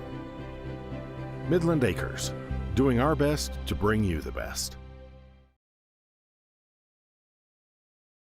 Hey everyone, if you like horses, you'll love our podcast called Horsing Around. I'm Michelle Gatchell. And I'm Kelly Bell. And we talk to horse breeders, trainers, and owners about something we all have in common: horses. We have as much fun learning about horses as we hope you do listening to the people telling us their stories. Listen Saturday mornings on WDLRradio.com. Horsing Around is sponsored by the Ohio Harness Horsemen's Association. And I've had a chance to be a guest on the Horsing Around show several times, including one notable guest appearance back in January from a hospital emergency room. I was scheduled to do the interview. I said, what the heck, I'm waiting for the doctor to show up to tell me what was wrong with my heart. But I still love harness racing regardless, so we did that interview. Kelly Bell, one of the co-hosts of the Horsing Around show, is my co-host on the Little Brown Jug radio network. And of course, the OHHA, I'm sure, will be streaming all the races from Delaware again this coming September. But we'll also be broadcasting them on WDLR.com and on the radio. So Kelly and I will be doing the radio broadcasts. Frank Fraz and a cast of thousands, Susan Schroeder and others, will be doing the live streaming for the OHHA. And of course, it'll be very different this year as the fans return to the home of the Little Brown Jug. Looking forward to that radio broadcast. Should be a lot of fun as we bring you every race, every day from Delaware, Ohio. Our sixth race, as I said, does feature the 2-year-old Colt Pacers here, chasing a purse of $11,000 in this one. I'm going to go to the 4, Louis Osborne, and you guessed it, Kurt Sugg. Eric Hamlet trains this one for the Jerry Osborne Estate, and it's just hard to believe that you wouldn't have an Osborne horse win here at the Painesville Fairgrounds. Jerry, of course, passed several years ago, but a major part of the sport. Raced some great horses over the years at Northfield and across the country in Chicago, even out into California. Osborne's bred, Osborne's Creed, so on. One of the great owners in our sport. He is an Ohio Hall of Fame, is a major player, or was a major player here in Ohio. Louis Osborne, like I said, going to get my call. Tough trip last time from the 7-hole.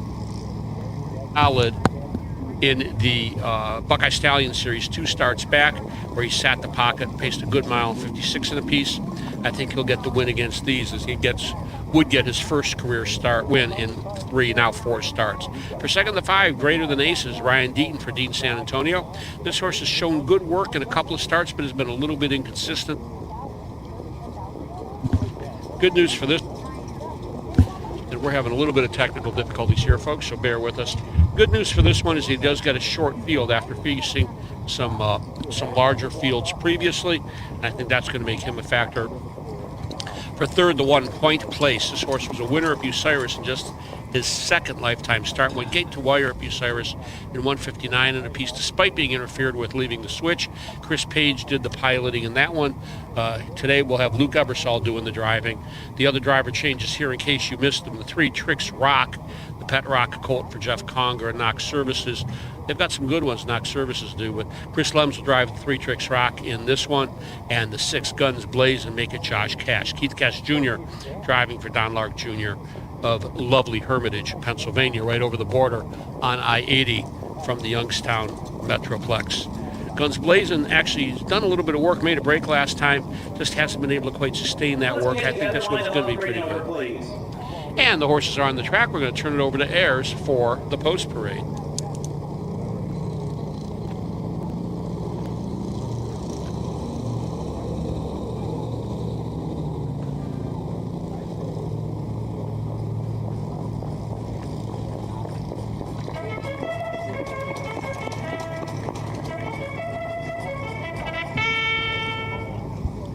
So here are the horses for race 6. Ohio Fair Racing Conference Scarlet Division for 2-year-old Colt Pacers, purse $11,000. 1 Point Place, driver change to Luke Ebersol. 2 Cruising Again, Chris Hirschberger in the bike.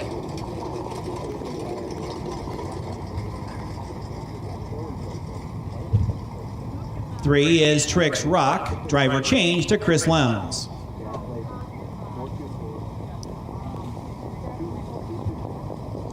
4 is Louis Osborne, Kurt Sugg. 5, Greater Than Aces with Ryan Deaton. And the 6, Guns Blazin', Keith Cash Jr. in the sulky. That's the field for race 6. Luke Ebersol on 1, Chris Lems 3, Keith Cash Jr. on 6.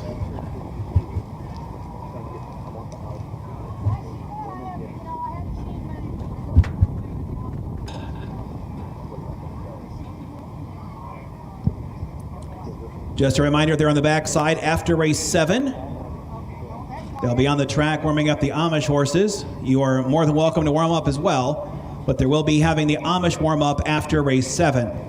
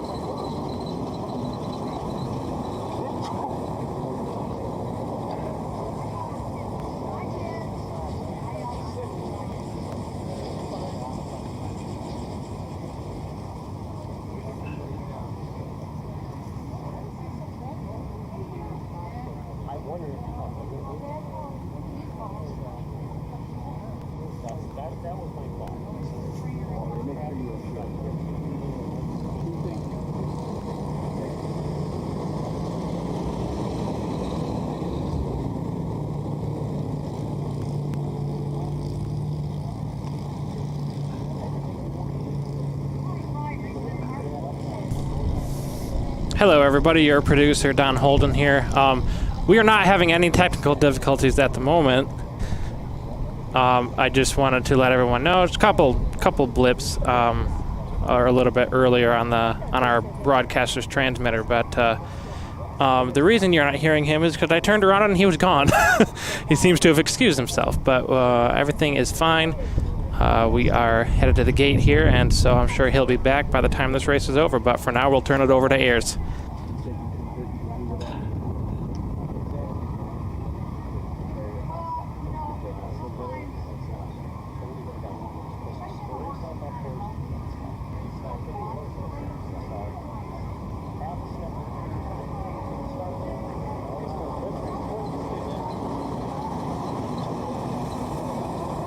Starter has the horses for race 6, 2-year-old Colt Pacers. The gate is rolling.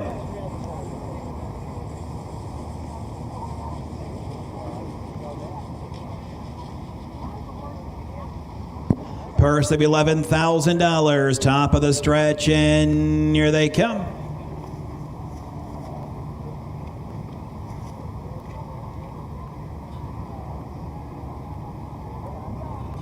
Greater Than Aces on a break. Here off into pacing. Point Place using that rail to his advantage. Up on the outside is Louis Osborne as they round the turn. Guns blazing outside third. Covered up in fourth right now, cruising again as they pace into the backstretch. Then we have Tricks Rock and the trailer. Greater Than Aces as they go to the opening quarter. And out with the lead, it's Point Place. Now moving up on the outside, Louis Osborne. Louis Osborne now grabbing leather and getting back where he started from over there to be third. Guns blaze in the quarter, 30 seconds. The end of the turn they go. It's a Cruisin' Again who's there in fourth. Over there to be fifth is Tricks Rock, and the trailer is Greater Than Aces. Pacing down here to the half, in Point Place, the leader. The lead is some 3 1/4 lengths. In there to be second, we still find Louis Osborne. In their third, Guns blazing, then it's Cruisin' Again with Tricks Rock and Greater Than Aces pacing here by the half, 1 minute 4/5. Into the turn they go. Point Place on top. A bit closer now is Louis Osborne. Over their third, Guns blazing as they're into the backstretch. Cruising again is still in fourth. Over there, fifth is Tricks Rock with Greater Than Aces. On to 3/4 they go, and the leader, Point Place, by 2. On to the outside then is now Louis Osborne, but making up 0 ground. Passing him to the inside, Guns Blazin', 3/4, 131 and 3. And now Guns Blazin' has jumped off stride as they come to the top of the stretch. And Point Place looks around and no one's there as he's now inherited a 7-length lead. The race looks to be for Place. The winner is awfully clear. It's Luke Ebersol and Point Place. Cruising again in for second, Louis Osborne is third.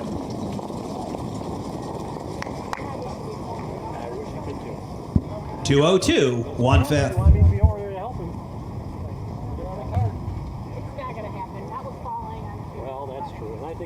So Point Place plays hardball on the front end to get the win there, as Luke Ebersol gets a win on today's card, keeping Kurt Sugg from moving into the winner's circle once again. Louis Osborne moved twice. The first move was a pretty decent one, but then Sugg changed his mind. The second one was very weak. The horse pulled, had nothing, actually passed on the inside, but did come back actually after dropping back. Still managed to come back to finish third, because there were some tired horses at the end of that mile. The wind is certainly picking up here, and skies are becoming overcast. There is no rain in the forecast, but definitely a different condition than what we had just an hour and a half ago when we started this card.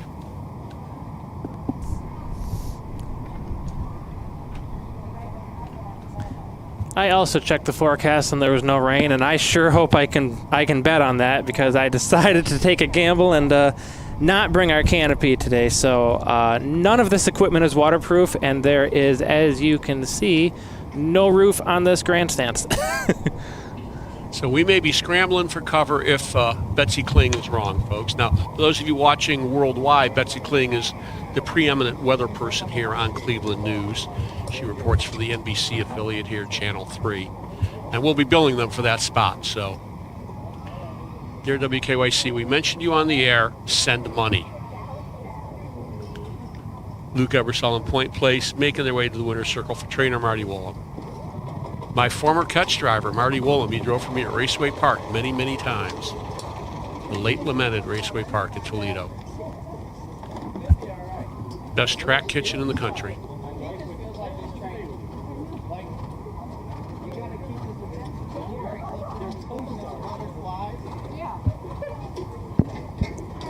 In the winner's circle after winning race number 6, it's 1 Point Place. A 2-year-old bay-gutted son of the Ponderosa out of Noble Trixie by Noble Ann Sam, owned by Julianne and Dale Sweet. Martin Wollum is the owner, the co-owner there, and Marty Wollum is the trainer. Luke Ebersol, the winning driver. Time of the mile, 2:02 and 1. Also have a happy birthday out there in front of the stands. It's Courtney Blodgett. Happy birthday, Courtney.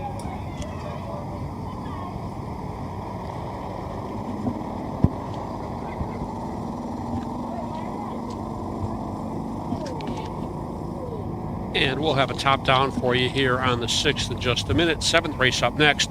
There'll be a division of 2-year-old Colt Trot. One of 2 splits of that race, going for a purse of $6,300. We have full field of 8 in that one. So Point Place, the winner, cruising again second. Tricks Rock was 5th. Louis Osborne 3rd. Greater Than Aces 6th, and Guns Blazin' 4th. 1:25.364, 30 seconds. 1 minute 4 fifths. 1:31 and 3. 2:02 and 1. And in case you race missed number that. 7. Gray saddle pads. We'll need 8 of you. Head them out for race 7. We have Donovan Jr. on 1. And in case you missed that top down, Point Place was the winner. Cruising again was 2nd. Tricks Rock was 5th. Louis Osborne 3rd. Greater Than Aces 6th. Guns Blazin' 4th. Top down, that's a 1:25.364. Time of the mile, 2:02 and 1. 7th race coming up next, and we'll take a closer look at race number 7 after this. When you need supplies for your horse, one name stands out: Big D's. Since 1976, Big D's Tack and Vet Supply has been the equine experts you can trust. Whatever your horse needs is available at Big D's Tack and Vet Supply. Visit the retail outlet in Streetsboro, Ohio, or order online at BigDWeb.com. Most orders ship that day, or call 1-800-321-2142. Big D's Tack and Vet Supply.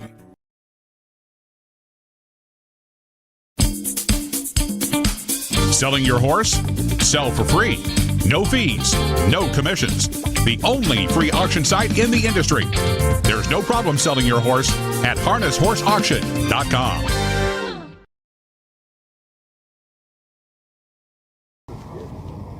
And we are back. Race number 7, as I've said several times. 2-year-old Coltrado's first division going for a purse of $6,300. Field of 8, the 7 Banker Bro, the 8 You Gotta Be Leaf will both score from the second tier. Kurt Sugg here had a choice of the 4 first of his name, the first-time starter, or the 7 Banker Bro. Actually, he did not have a choice in that one. Banker Bro from his stable, so no choice involved. I take that back. I'm going to go here to the 3 Outreach and Chris Lems for trainer Scotty Cox. This horse comes off a win in the Buckeye Stallion Series at Northfield on July 19th. Stalking win in that one. Very, very good effort prior to a bit of a flat effort from an outside post. This horse raced in a maidens race at the Meadows to start his racing career. Did good work early, but got fried a little bit to the fractions. Tired late in that mile, but he seems to be on the improve. He gets a good post draw here, and I think Outreach could reach the winner's circle for Lems and Cox. For second to 5, another love song. This horse went gate to wire at Carrollton for trainer Gary Martin and Don Irvine Jr. They are reconnected here with Irvine driving for Martin. And actually, we're going to have a driver change here because Jr. Has been listed or has been changed to the 1, A True Dream. So I'm waiting to hear the driver on the 5. Also, the 4 first of his name. The change I had was Jason Thompson, but we may have to wait for the post parade to get all these changes on the driver squared away. For third to 7, Banker Bro, the Kurt Sugg horse. This horse has shown good speed, gets a second-tier start here, which could be a problem. He's been much, much better since getting the trot and hobbles, not making the mistakes that he was making earlier, and I think that's going to make him a major factor against these if he can negotiate the traffic into the first turn. So again, we'll wait on a couple of driver changes here. I've got Don Irvine Jr. on the 1, Jason Thompson on the 4, a TBA on the 5, and Ayers will fill us in as the horses move onto the track for the post parade. Looks like we've got 1 or 2 on the track right now, and we are waiting for a field of 8. Taking a look at our stallions here, nothing out of the ordinary. We have a Storm in Norman and a Long Tom. Long Toms have been pretty successful. We do have a couple of those, and of course Uncle Peter, another one to really watch for. And no exceptional yearling purchases here, all of them between $7,000 and $12,000. So again, it's possible to come up with a successful racehorse without spending a ton of money, folks. It's one of the great things about Ohio. Not only do we have the fair stakes, which arguably might be considered to be the lower level of stakes racing, but now we have the Buckeye Stallion Series where they go for $17,500 a leg. Certainly a mid-level place where your horse who's got more ability than the fairs can go get races. There's 5 legs and plus a $75,000 final in that series. Then, of course, you have the Ohio Sire Stakes, which can go for anywhere from $40,000 to $60,000, depending on how many divisions there are. And then they have the Rich Finals, which I believe are $200,000 or $250,000 if you are fortunate enough to qualify for them.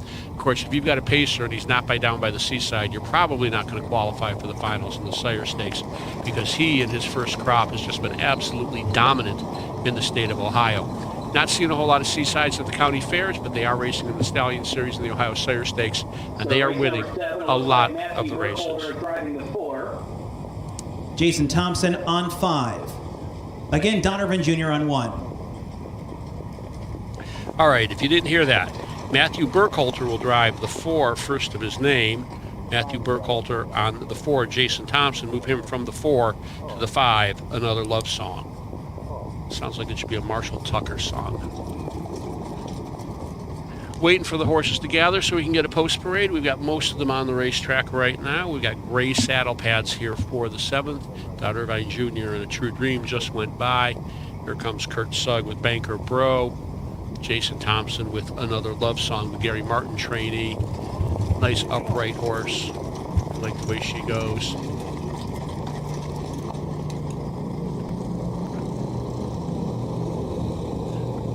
now scoring by the grandstand is... there's Matthew Burkhalter with the 4, first of his name. And there goes Irvine the other way, the right way of the track, scoring down A True Dream.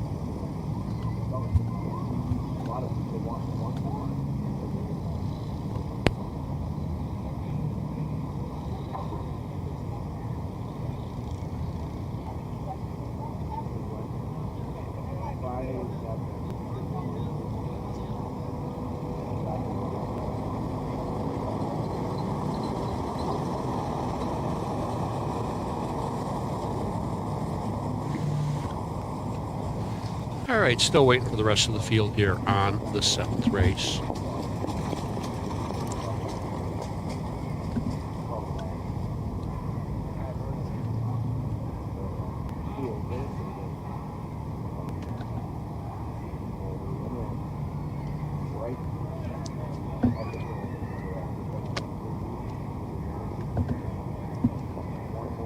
Don's got that fancy iPhone. I should have him check the USTA results for Tiffin. Hint, hint. Not that my attention is divided or anything, but probably not posted yet. I've got an Android phone that may be older than Don is. I'm not sure. So, high-tech stuff like accessing the web, texting. Hey, at least I don't have a flip phone anymore, so things have improved. All right, Post Parade coming up next. Let's turn it over to Ayers Ratliff for the 7th race Post Parade.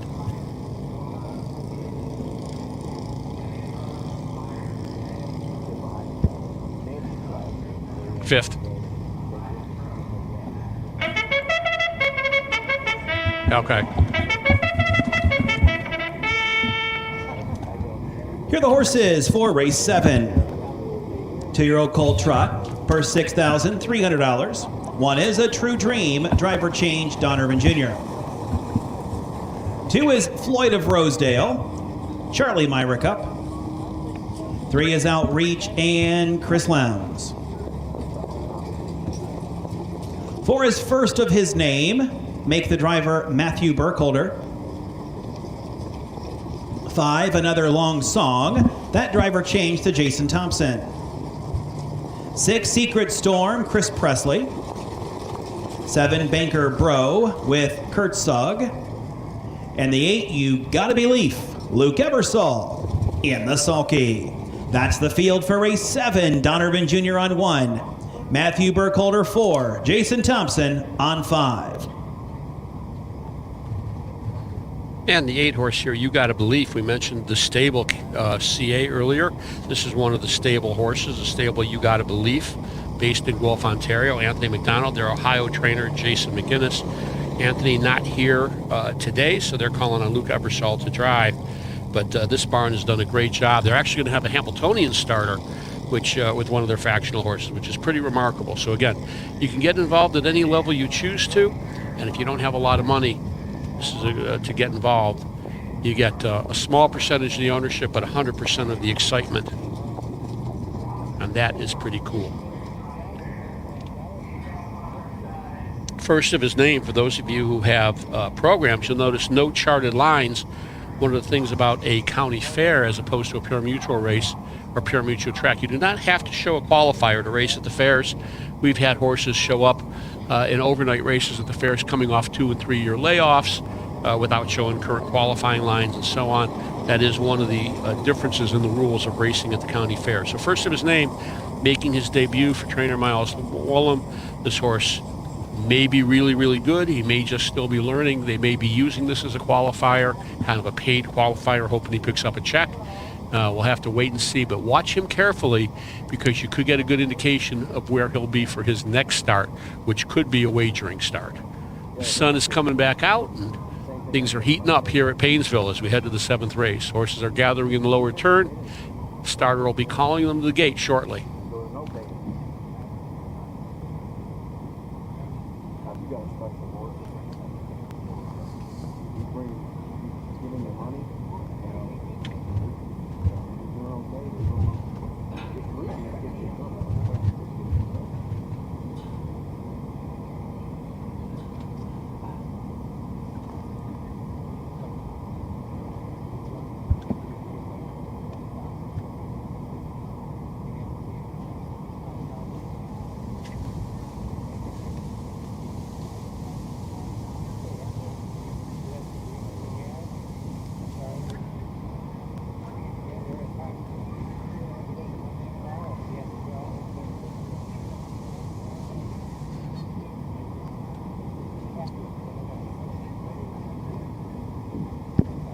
The starters calling in the horses for race 7, 2-year-old colt trotters, a field of 8. Vie for a purse of $6,300. The gate is rolling.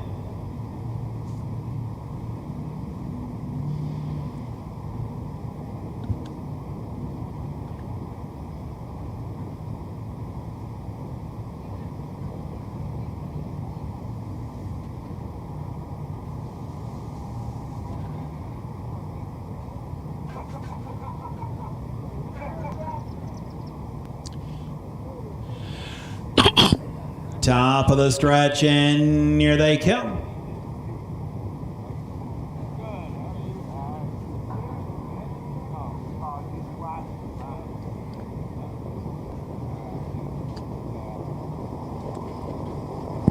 They're off and trotting, and another long song is trying hard for the lead. A True Dream is along the rail. Outreach is on the outside third. Right there fourth, Banker Bro as they circle the initial turn. In there to be next comes Floyd of Rosedale. Then You Gotta Believe, followed by First of His Name. And the trailer is Secret Storm. So all the 2-year-olds are still on stride as they travel up the backstretch in single file, chasing another long song and Jason Thompson. In their second, A True Dream and Don Urban Jr. Looking them over from third is Outreach. Banker Bro is in fourth. Then there to be fifth, Floyd of Rosedale, the quarter, 32-1. Into the turn they go. Then we have You Gotta Believe, followed by First of His Name and that trailer Secret Storm as they trot off the turn and move down here to the half. Another long song has the lead by almost 2. A True Dream in second. Floyd of Rosedale is there, and off stride, You Gotta Believe. You Gotta Believe on a dead run there as they move on by the half. They report there in 104-3, and around the turn, another long song on top. A True Storm second, Outreach is third. Onto the outside, Floyd of Rosedale fourth. Fifth at the rail comes Banker Bro. Then it's First of His Name. Further on back to Secret Storm and You Gotta Believe as they continue to 3/4, another long song. On the outside, Outreach is coming on to challenge. Floyd of Rosedale has just lost stride as they move by 3/4, 136-1. In and around that final turn with the lead, another long song. Lem's trying to hold together Outreach, who got a bit steppy. Looks smoothed out again as they come to the top of the stretch. Another long song, fights for his life, and he just folded up there. Up the inside, A True Dream, outside Outreach. A True Dream and Outreach. Outreach on the outside to win.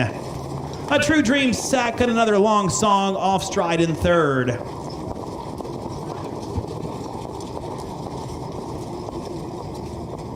Time of the mile, 2:08.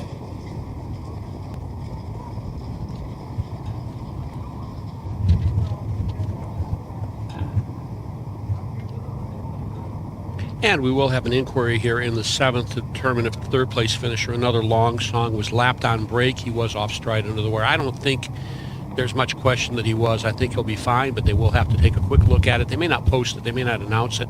It may just be a quick look, and they'll move on from there. No doubt about the winner, though. Chris Lems with a stalking win, similar to the race that Outreach posted in that Buckeye Stallion Series back on July 19th. It was a similar trip. He pulled first up going to 3/4, just grounded out. This horse obviously appears to be pretty professional. Got a little bit rough gated in the final turn, but caught right back. There was no doubt about that. And then A True Dream saving ground throughout to finish second. Very, very impressive effort, much improved effort for that Rosie Weaver trainee.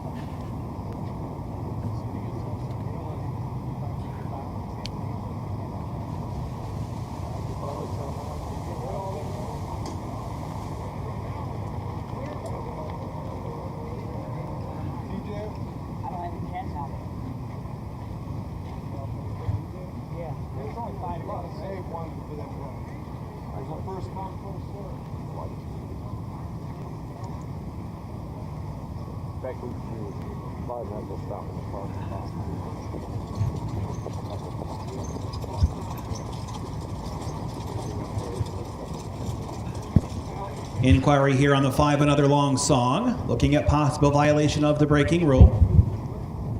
In front of the stands after winning race 7, the 3 Outreach. Outreach, 2-year-old bay-goated son of Uncle Peter. And a Love Being Lucky by Lucky Chucky, owned by the Green Machine Stable. Scott Cox trains. Chris Lems, the winning driver, 2:08.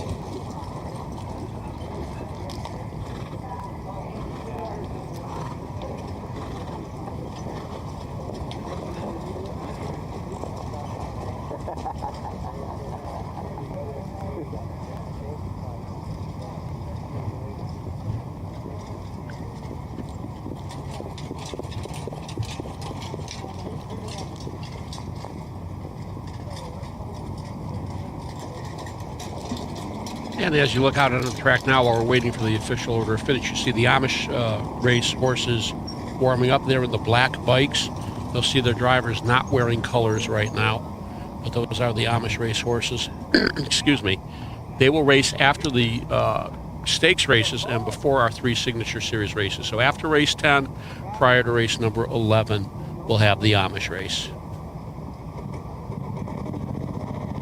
Not sure if they go a half mile or a mile. I don't have a program page for them.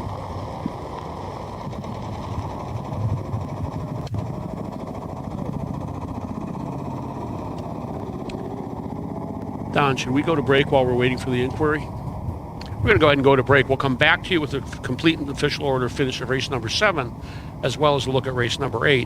While the judges are looking, here's a word from our sponsors.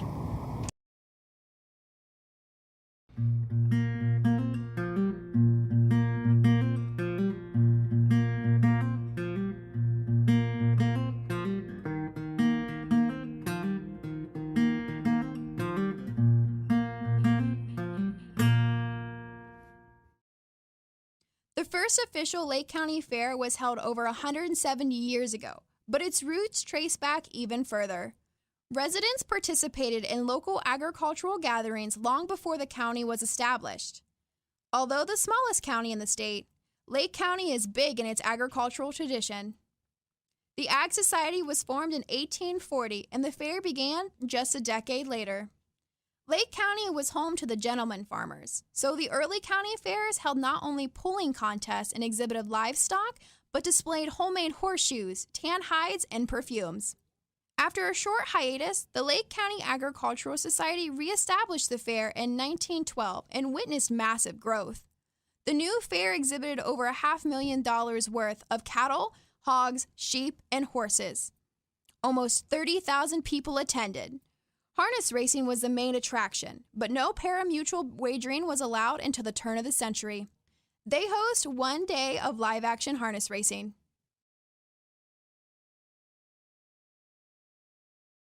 The roots of harness racing are born at the county fairs. For over 150 years, people have gathered to watch horses battle it out for fame and glory. Catch the thrills this summer at an Ohio Fair Racing Conference County Fair. The OFRC races at 21 fairs in 19 Ohio counties. Trotters and pacers put it all on the line to be called the best in the Buckeye State. The Ohio Racing Conference, where the path to greatness begins. And we are back, still waiting for that official order of finish on race number 7. Once we get that, we'll take a look at the 8th race. That'll be the second division of the 2-year-old Colt Trot, the purse $6,300. Another group of 8 going in that one. A veritable plethora of driver changes in the 8th. No reason for placing. And you just heard Ayers tell us no reason for placing in race number 7. We'll have that complete order of A finish. True Dream for was you in a minute. second. Floyd of Rosedale 6th. Outreach the winner. First of his name 5th. Another Long Song 3rd. Secret Storm 7th. Banker Bro was 4th. You gotta believe 8th. 261 537 48 32 and 1. 104 and 3. 136 and 1. The mile time 2:08. 8th race is next. Race 8, Orange Saddle Pads. We need 8 of you. We've got Chris Lems on 4, Don Irvin Jr. on 5, Jason Thompson on 6, Kurt Sugg on 8. Bring them out for the 8th race.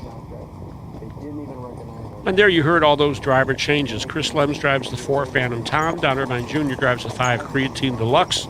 Jason Thompson driving the 6, Seymour, and Kurt Sugg driving the 8, Striking Count. I'm going to go to the 4, Phantom Tom here for Chris Lems. This horse was a winner against Buckeye Stallion Series competition back on July 5th. Came back 2 weeks later, made a break as an 8-5 second choice. Still closed well to be 4th, beat less than 2 lengths despite giving up 10 lengths to the field with a flat mile. This one for Scott Cox should be the easiest kind of winner, as it's quite possible that the Cox-Lems combination could sweep both heats of this race. For second, the 6, Seymour. Jason Thompson gets the call here, as he has in his previous starts. Sort of been a little bit inconsistent, but that can be said about almost everybody in this race. I originally liked the driver change to Don Irvine Jr., but with Jason driving, I still think this horse has a shot to be on the ticket. For third here, I'm going to go to the 8, Striking Count. Gets Kurt Sugg back in the bike. This horse has just been facing much, much better. Race to the next generation, and when you're willing to take a shot at that, you're putting up your own money to race. He did make a break there. Was a long shot. It wasn't really a major factor, nor was he in the Ohio Sire Stakes the following week. But he did come back with a credible effort coming off a break. Spotted in the field 25 lengths, and then closing to only be beat 5 in the Buckeye Stallion Series. He drops back down now even lower. This is arguably the cheapest field that he's seen in a long time. That standard question, how will he deal with the second tier? Kurt Sugg's been interesting. He's had a couple of second-tier starts, and if you notice with these horses, he's had a tendency to start them way, way far back as the horses go to the gate, not snugging his horse right up on the horse who's got his nose on the gate, but rather keeping him back, letting him gather a full head of steam. That way he doesn't have to grab them up at the last minute in case that horse on the gate makes a mistake. It's an interesting philosophy, and it seems to be working quite well for him. It'll be interesting to see how he scores this one for Miles Woolham. Miles, of course, the son of Marty Woolham, and both have had great success on the racetrack, particularly with trotters, particularly with Full Count, a horse that Marty Woolham campaigned. And again, as you see these higher wheeled sulkies that the Amish horses will be racing in, much, much different than the current race bikes. Some of them have bigger wheels than others, and that has a lot to do with the type of horse that it is, how big the horse's stride is. So there's some variation, but the horses are starting to line up here, and I think we're going to get a post parade shortly.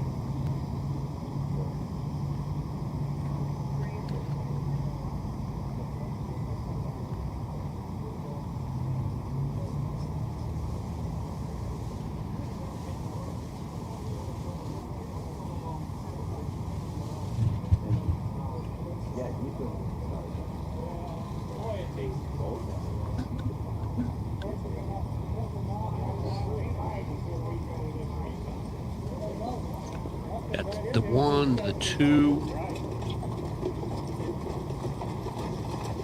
There goes the 6. Kurt Sugg at the 8 just turned to go the right way of the track.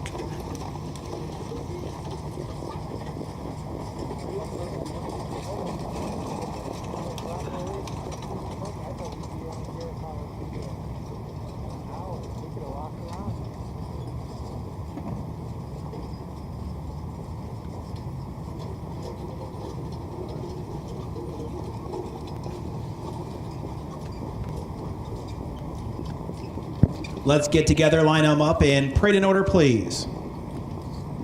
And just to note, although we do try to keep the same saddle pads for each race, same color saddle pads, so you can tell which horse is which, incomplete sets in many cases at the fairs. We don't have 7s and 8s in every color because they're used to only 6 horses across. So we're seeing some 7s and 8s that don't match the rest of the field, but those horses are still permitted to race. That is some of the judges and the starter are aware of beforehand. And again, we don't have pari-mutuel wagering here, so it's not a huge problem, but it is something that you need to be aware of as you're looking at these horses. As Jeff Conger goes by with the 7, Global Cyclone, making just his second career start.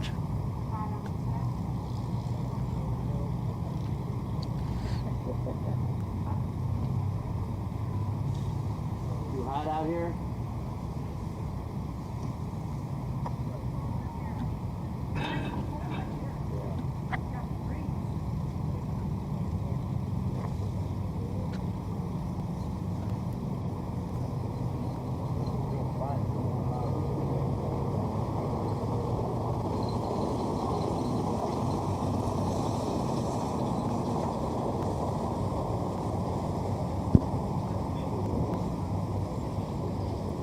Again, let's take a turn here. We're going to try to preach in order. And there goes Don Irvine Jr. with the 5 Creatine Deluxe from the Lucky Chucky mare, Lindy's Eye Candy.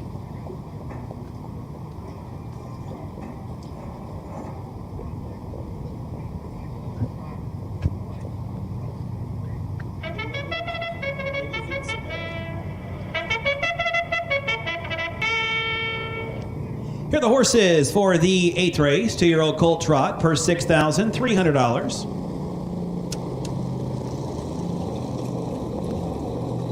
One is Dundee's Top Choice with Joseph Cramp. 2, Watch My Brass, Chris Hirschberger drives. 3, Norman Hill and Charlie Myrick. 4, Phantom Tom with Chris Lems. 5 is Creatine Deluxe and Don Irvin Jr. 6, Seymour, Jason Thompson. 7, Global Cyclone, Jeff Conger drives. And the 8, Striking Count, driver change, Kurt Sugg in the sulky. We've got Chris Lems on 4, Don Irvin Jr. 5, Jason Thompson on 6, and Kurt Sugg on the 8. Really a wide open race. A lot of question marks here. It's going to be interesting to see how the trip shapes up for these as they'll make their final score and then go to the gate.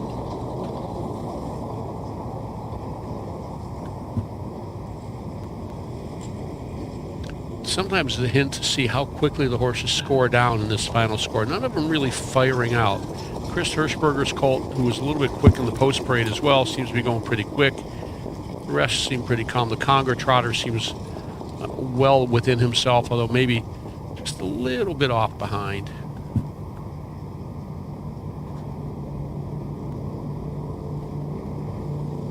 No doubt that the water truck will finish strong. Joe Cramp on the 1 makes his 11th drive of the year. Still looking for that first on-the-board finish. This is a nice gated-looking colt. Not sure how fast he is, as this one is making a first lifetime start, but he could be a surpriser.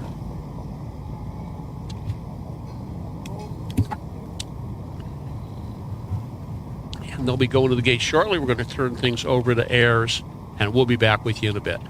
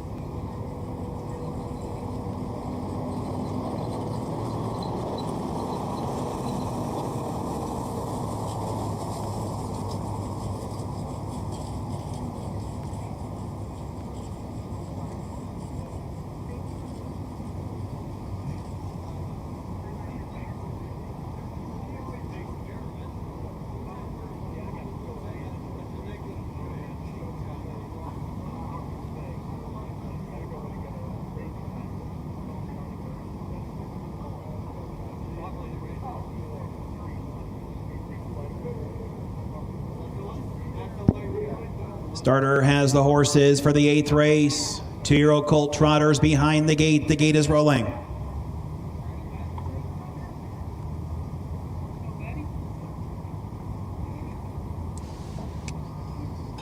Full field of 8 make their way to the top of the stretch, and here they come.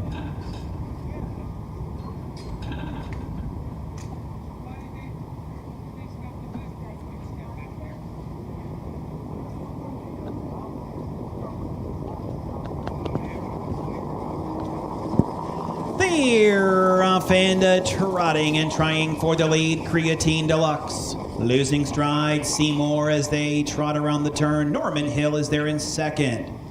Up and on the outside comes Phantom Tom third. Now he's on the move. Now he's in second. Losing stride is Dundee's Top Choice. As they will travel on into the backstretch. In there to be an early fourth, Watch My Brass. In there to be fifth is Striking Count. And there next comes Global Cyclone. Then it's Dundee's Top Choice, and off stride again, Seymour, as they're a bit strung out as they travel by the quarter, 31-3, and out with the lead. It is Creatine Deluxe. Over there in second comes Phantom Tom. In there to be third is Norman Hill as they come down here to the half. Watch My Brass is there in fourth. Over there fifth comes Striking Count. Then comes Global Cyclone, further back to Dundee's Top Choice and Seymour. As they move here by the half, and Donovan Jr.'s out on the lead with Creatine Deluxe. Phantom Tom is still there second, Norman Hill third. The half was 104-4. Moving around the turn to the backstretch. Striking Count is moving up now. He's in third as Norman Hill is now back to fourth. Now tipping to his outside. Coming on comes Watch My Brass. To 3/4 they go. Out with the lead, Creatine Deluxe. Here comes Striking Count. He's up on the outside. He's picking him up and laying him down as they go by 3/4, and Striking Count, he now owns the lead. Losing stride there was Phantom Tom, 3/4, 135-1. Trotting around the final turn, and Striking Count has now opened up by 4. And there to be second, Creatine Deluxe. Further back, Norman Hill is third with Global Cyclone, and through the stretch, it is Striking Count. Striking Count put a move on and never look back. Striking Count will win. Creatine Deluxe in for second, then Norman Hill gets third. Time of the mile, 2:06. The back markers just now finishing up after their repeated breaks. Patient Drive by Kurt Sugg. Really our first closing effort to get a win. Everybody else has been on or near the front early. Full Striking Count, the son of Full Count, made his move from fifth at the half and was the easiest kind of winner in 2:06 for Kurt Sugg. That gives Sugg 5 wins on the card today. Finishing second was Creatine Deluxe. For Rosie Weaver, I should say Don Irvine Jr. driving. Rosie Weaver owns and trains along with Heartland Acres. And then finishing third unofficially, Charlie Myrick's Norman Hill for Second Chance Stable, the homebred. 8-5-3 unofficial in the 8th.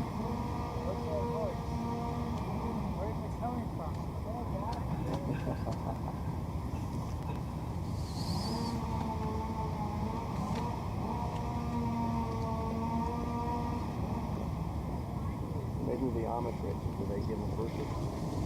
I think so.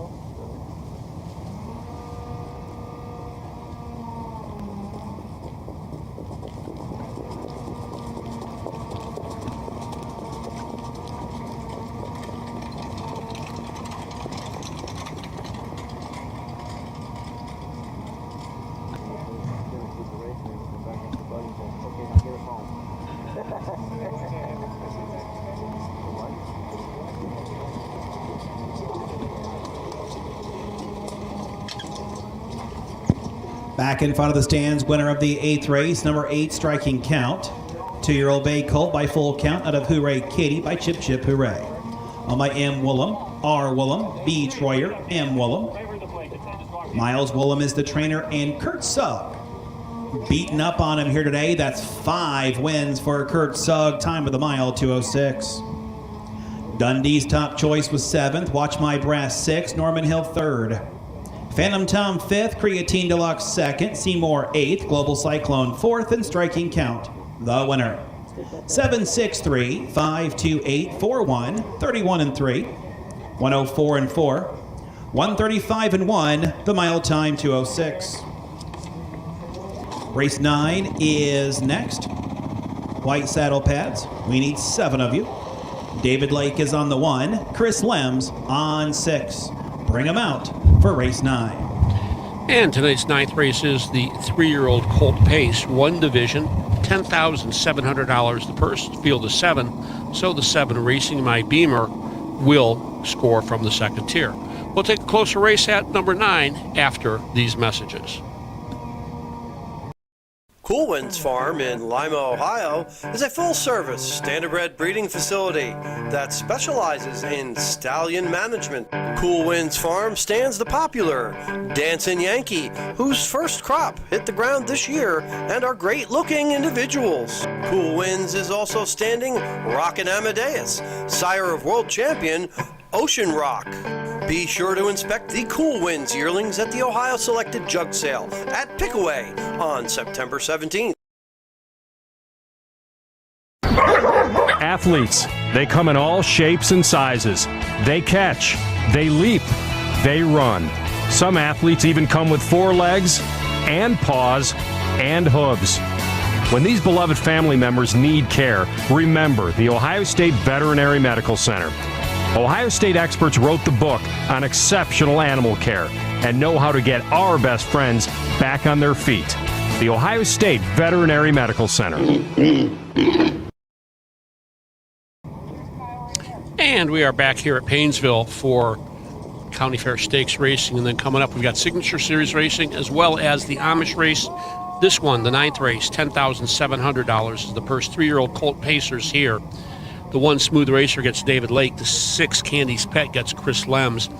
I went to the 7 Racing My Beamer strictly because Kurt Sugg chose to this one over the 6 Candy's Pet. I actually like Candy's Pet on paper a little bit better, but the fact that Sugg chooses to the 7 despite the 2nd tier start, don't know if he didn't like the outside or what his decision-making was, but he's not been driving either of these horses regularly, although he does drive for both trainer Corey DeArmond and Miles Keep Wollenberger. him coming for the 9th race. Bring him out for race 9. For 2nd here, I'm going to go to the 6 Candy's Pet. This horse was a $45,000 yearling. Racing My Beamer, by the way, a $35,000 yearling, who's had a great deal of success on the County Fair circuit. And for 3rd here, the 5 Yankee Keeler. This one gets Don Irvine Jr. in the bike for Herman Hagerman, piece of the action stable out of Culver City, California. This horse comes off a massive win, dominating win at Carrollton, drew off and hid from the field in 59 and a piece. That is a big mile for that racetrack. Had shown kind of mixed success from some bad post draws at Northfield, but I think he's a factor. Candy's Pet's really an interesting horse here. Still eligible to now winners of 1, just 10 lifetime starts, and or was eligible, I should say, to now winners of 1 before winning his last start because he hadn't made 10,000. Stepped up to the fair races, made a break leaving the switch at Carrollton, had no shot at all in that one. But if you take a look, this horse was a $45,000 yearling, full brother to Rock Candy and to Mr. D's Rock. The mare has 3 and 52. She has 5 foals on the ground, all of them with marks of 55 and a piece. So far, Candy's Pet is the slowest at 55 and 1, but still has license to step up and improve. If you take a look at Racing My Beamer, this horse shows a win at Northfield in 55 at that now winners of 1 pari-mutuel level. This horse won a lot of races at the fairs last year, which is why he was still eligible to that class. He stepped up to face the Buckeye Stallion Series competition 2 starts back, had an 8-hole at Northfield, and that's just the kiss of death at Northfield. Then raced evenly at Bucyrus in the fair stakes. Could have been better. Had Ronnie Gillespie in the bike in that one. I think with Sugg, we're going to see an improved effort from Racing My Beamer. I want to say that Sugg drove this horse a couple of times last year, but I don't recall. Could have also been Josh Cash, I'm not sure, but Racing My Beamer fits well here. We'll go 7-6-5 in the 9th. 7, 6, and 5. For your imaginary wagers, again, keep in mind, there is no wagering here at the Painesville Fair.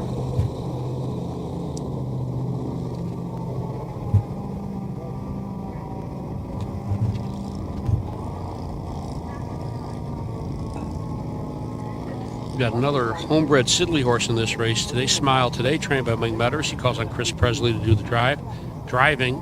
Young Chris, now 25 years old, doing most of the driving for the Metters Stables these days.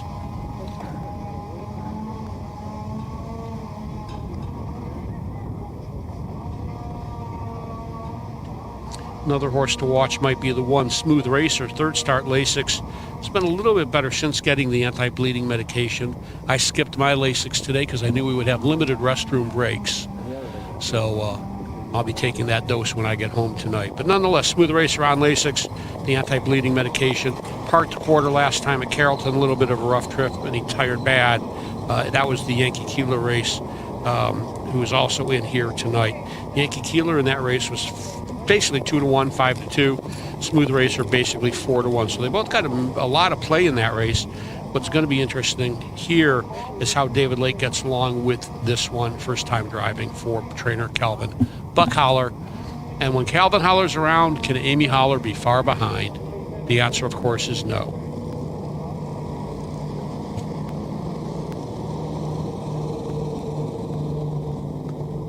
Looks like we got a couple of them on the racetrack, waiting for several more before we're going to get a post parade here. Again, just to remind everybody, our last stakes race today is the 10th. That'll be the 3-year-old Colt Trot with a $10,400 purse. Then we'll get the Amish race. Then we'll have 3 divisions of the Signature Series for the older horses. The Signature Series gives these horses a chance to accumulate points. Then there's a final later in the year. Not sure if that's going to be held at Delaware or not. I haven't seen the entire schedule. But it's also a chance for some of these racehorses who are maybe coming off layoffs to get a competitive start. Also a chance for a horse to... Checks are being written there in the speed office. Yeah, they're writing checks, but not for me. Also a chance for these older horses to take some money off their card. These horse races going for $2,500, $3,500. Chance for the horse to race competitively and get some earnings taken off his card so he doesn't have to race quite as toughly when he races at the raceways. We're going to be parading shortly, and we'll be turning it over to Ayers at that point.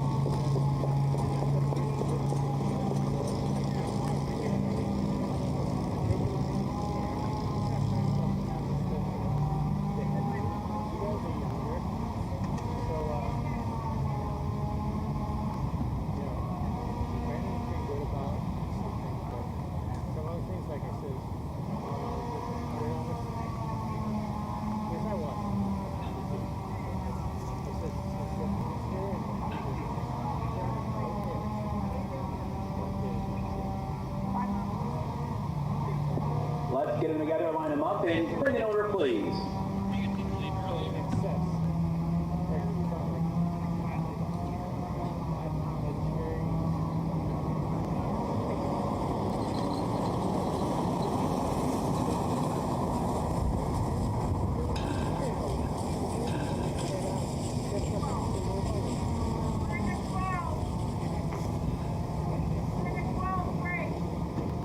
What race is this?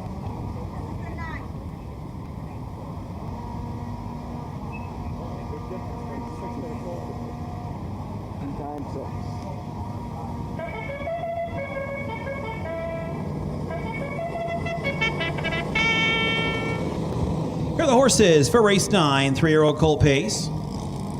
Purse of $10,700. David Lake on 1, Chris Lems on 6. 1 is Smooth Racer. Driver change to David Lake.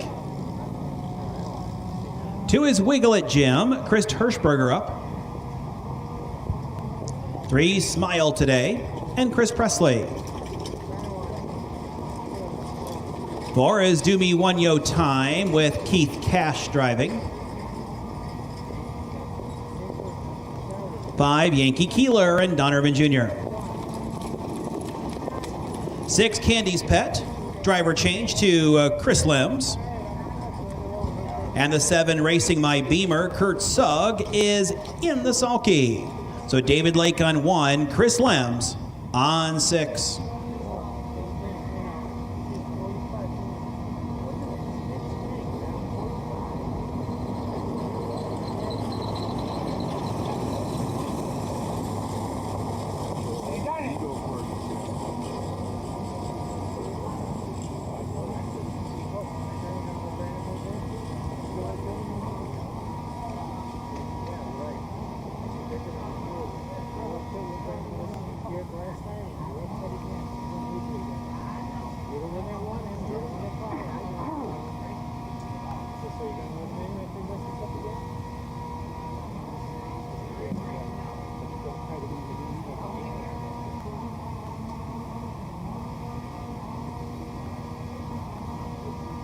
why they play is they go to the weak point. And if they don't talk to you, they let the third talk to you. That keeps working you out. And it's a shame because, and I think you said something similar to this to him. Look at it, what is it? Okay, so when your daughter is 40, are you going to be in the position to do this? And the field's gathering in the lower turn. They'll be going to the gate shortly for race number 9, our penultimate stakes race of the afternoon.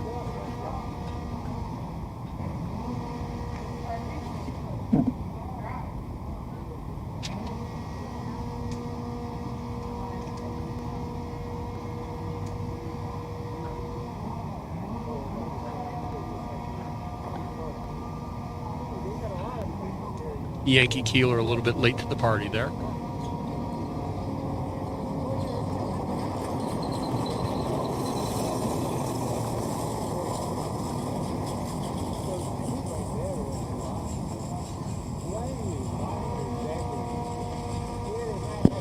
Starter is gathering the field for the 9th race, 3-year-old Colt Pace.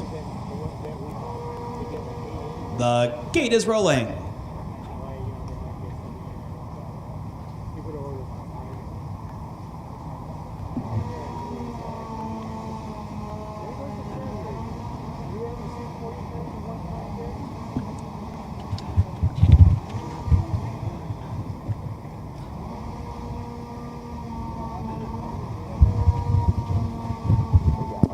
Purse $10,700, top of the stretch for the 9th race, and here they come.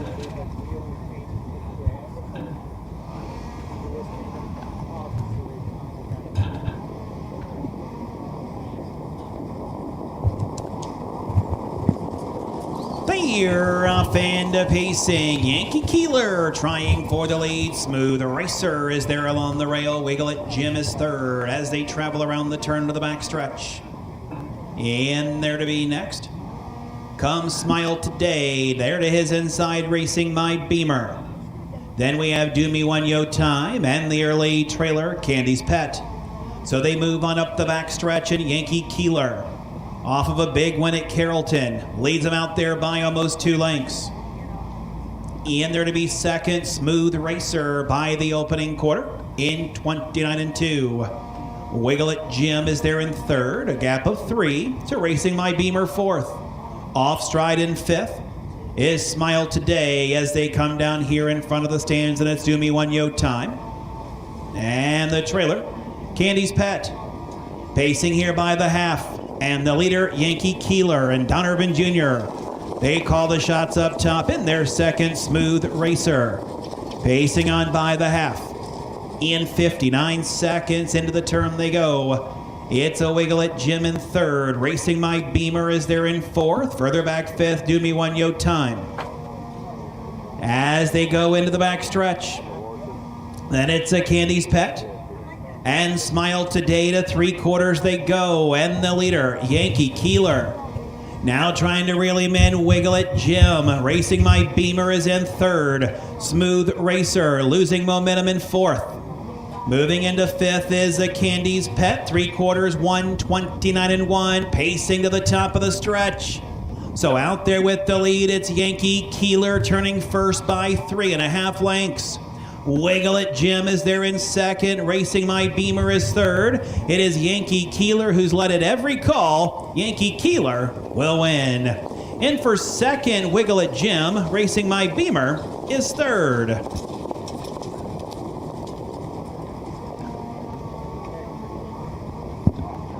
Time of the mile, 1:59, 4/5.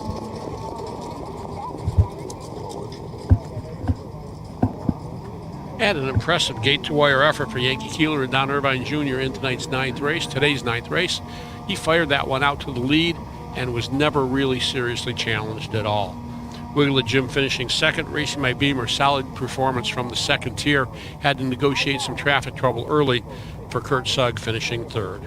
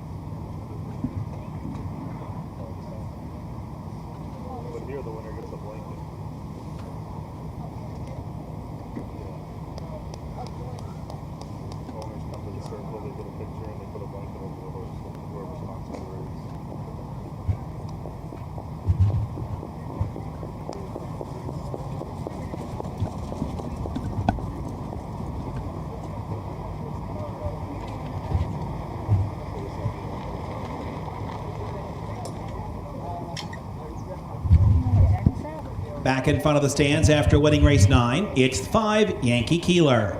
Yankee Keeler, a 3-year-old bay-gutted son of Yankee Cruiser out of Edith Keeler by American Ideal, owned by a piece of the action. Herman Hagerman trains. Don Irvin Jr., the winning driver, 159-4.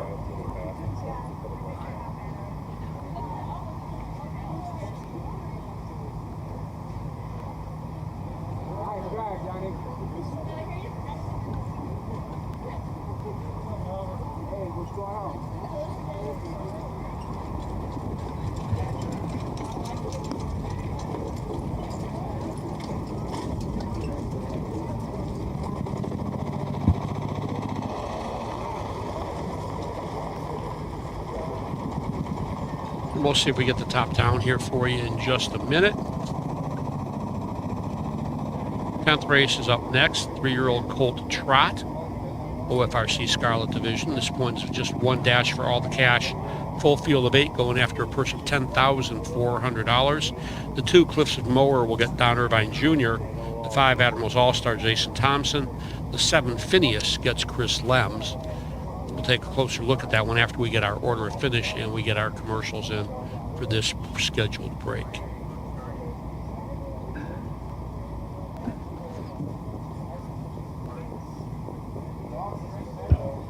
Thirteenth race, 3 Luke Ghazi, Kyle Swift. Kyle Swift on Luke Ghazi in race 13. Race 9 is official. Smooth Racer was 5th. Wiggle at Jim 2nd. Smile Today 7th. Do Me One Yo Time was 6th. Yankee Keeler the winner. Candy's Pet was 4th. And Racing My Beamer 3rd. 527, 614, 3 on the bottom, 29-2, 59, 129-1, 159, 4/5. Race 10 is next. 10th race, black saddle pads. We'll need 8 of you. We've got Don Irvin Jr. driving the 2. Jason Thompson on 5. Chris Lems on 7. Bring them on the track for the 10th race. And we'll take a closer look at the 10th race in just a minute. But first, please listen to these important messages. For over 50 years, Midland Acres has provided top-quality Ohio-bred colts and fillies. As a third-generation farm with 500 acres of pasture for breeding to boarding and on-site veterinarian care, we understand the importance of delivering well-cared-for and well-mannered yearlings. Visit us September 17th at the Pickaway County Fairgrounds and get in the winner's circle with the yearlings by Fear the Dragon, Yankee Cruiser, Pet Rock, and Long Tom. Midland Acres, doing our best to bring you the best. When you need supplies for your horse, one name stands out: Big D's. Since 1976, Big D's Tack and Vet Supply has been the equine experts you can trust. Whatever your horse needs is available at Big D's Tack and Vet Supply. Visit the retail outlet in Streetsboro, Ohio, or order online at BigDWeb.com. Most orders ship that day, or call 1-800-321-2142. Big D's Tack and Vet Supply. And we are back here at Paynesville as we are getting ready to wrap up our stakes racing, but still plenty of racing action coming for you. Again, after this 10th race, the 3-year-old Colt Trot, we've got the Amish race, then we have 3 divisions of the Signature Series, 2 for the Pacers and 1 for the Trotters, if I remember my program correctly. 10th race is a wide open affair. Originally, I had gone to the 5 Admiral All-Star to win this one. Seemed like a much more confident horse since getting trotting hobbles. But Kurt Sugg here with a choice between the 1 and the 5. He chooses to the 1, both from his barn. I'm going to go with Sugg's choice, although I actually have the same number of winners as Kurt Sugg. I'm just handicapping him today. He's actually driving them. So, with Sugg choosing to the 1, I'm going to go to Baby Yoda to get the win here. For second, the 5 Admiral All-Star. Baby Yoda, by the way, just 1 of 10. But, boy, did tons of work last start racing at Bucyrus on a tough racetrack. Should get a better trip here today. For second here, the 5 Admiral All-Star gets Jason Thompson in the bike. As I said, much more confident horse, not necessarily faster. Just seems to be a little bit more confident. You can drive him a little bit more easily with the trot and hobbles. And for third here, the 3 Future MVP for Chris Presley. This horse got a stalking win at Mount Vernon in his last start and was much improved despite making the break behind the gate at Hilliard, rather. A little bit overmatched in the owners of 2 at Scioto, but I'll tell you what, that is a very, very difficult class down at that racetrack. I think the future MVP can get a big part of this one. 2 others to watch for Cliffs and Mower. You get Don Irvine Jr. in the bike. I like the driver change here from trainer Charlie Myrick. Also, the 6, Anastasia Nero. This one, a homebred by Jeff Conger, one of the better trotting guys out there. Jeff is a solid veteran, and this horse hasn't been all that good of late, but I think may be able to surprise and get a little piece here. Nonetheless, I'm going to go 153 in race number 10 here as we take a look at this 10th race. No big prices here on any of these as yearlings. The 8 Win and Dream, just a $6,000 yearling. George Bonomo, the owner, a fixture on the amateur driving circuit for many, many years, and one of the really good guys in the business as well. Haven't seen George for many, many years, but used to race against him in the Billings. He was a good guy, and when I was in a bad wreck, he was the first guy to show up with a bottle of ibuprofen, 800 milligrams for me. So, George, I don't know if I ever thanked you for that, but I still appreciate it. Looks like we're getting our horses onto the track, gathering up so we can get a post parade here for you shortly. Then they'll be going to the gate, and we'll be racing in just a bit. Looking at our stallions here, it looks like we got a couple of my MVPs here. Other than that, no stallion with more than 2. We've got obviously Future MVP and Admiral All-Star are both my MVPs. Other than that, like I say, we got Southwind Spirit. We've got Don't You Forget It. We got a Break the Bank K. Wishing Stone. Wishing Stone's been a bit of a surprise. I'm surprised they haven't been better. Uncle Peter, been a very, very solid stallion here in Ohio, and of course, Winning Fireworks. Number of homebreds in this one. The 7 Phineas, homebred by Ray Hefner. Conger's other horse, Anastasia Nero, also a homebred. Second Chance Stables, the 4 Al's Spirit homebred. Future MVP, sort of. North Meadow Stables, Bob Sidley is a partner in that organization. So he certainly figures along with the Hooblers, but Future MVP could be considered to be a homebred. Cliffs and Mower, another Second Chance horse. So a number of homebreds here. And another number of stable entries, of course, not a factor because we're not racing for when there's no wagering, but because there's just the one division, these horses will race against each other, and we don't have to worry about having entries. Just waiting on Future MVP.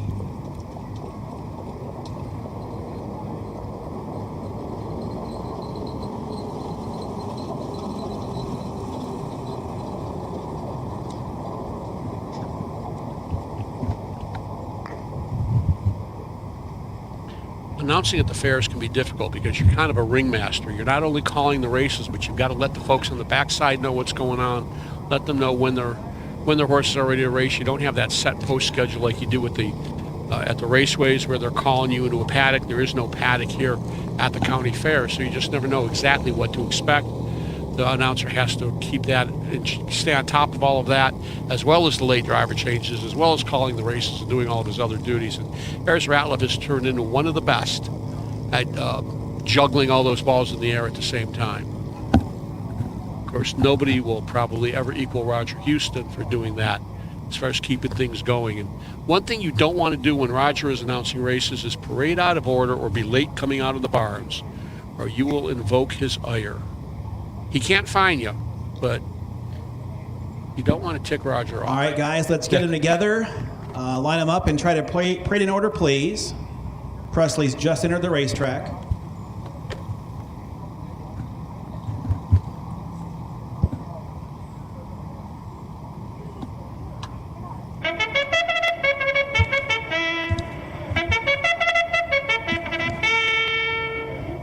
Here are the trotters for race 10. 1 mile purse, $10,400. 3-year-old colt trotters. 1 Baby Yoda and Kurt Sugg. 2 is Cliffs of Mower. Driver change Don Irvin Jr. 3 Future MVP and Chris Presley. 4 Owl Spirit, Charlie Myrick. 5 is Admiral All-Star. Driver change Jason Thompson. 6 Anastasia Nero with Jeff Conger driving. 7 Phineas and driver change Chris Lowndes. 8 Win and Dream with Chris Hirschberger in the sulky. Here's the 10th race. Don Urban Jr. on 2, Jason Thompson 5, Chris Lems on 7. Don't forget, after the 10th race is the Amish race. Then we'll roll with the rest of the program, moving on to race 11 after the Amish race. And I want to give a huge shout out to Don, my producer today, for checking the result at Tiffin with me, and my partners at Cedar Point Beach Racing. We should all be pretty pleased because Cedar Point Beach, our 2-year-old pacing filly, was a winner at Tiffin today. I do not have any details, but like they say, winner, winner, chicken dinner. So we got a win at Tiffin. Not sure what her next start's going to be. I know my other filly, Osceola Hanover's next start is at Scioto Downs beginning of August in the Buckeye Stallion Series. Cedar Point Beach will probably continue to race at the fairs, I would imagine. But yeah, going to have to order myself a winner's circle picture. Got to find out who the track photographer is in Tiffin, Ohio. If anybody knows that, send me a Facebook message, Keith Gisser. Email me, call me. You've got my number. If you don't, call Amy Holler and she'll call me. But that's pretty exciting stuff.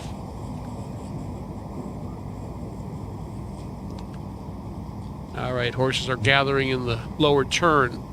Starting gate moving on to the back stretch. And this field of 8 is going to be racing shortly.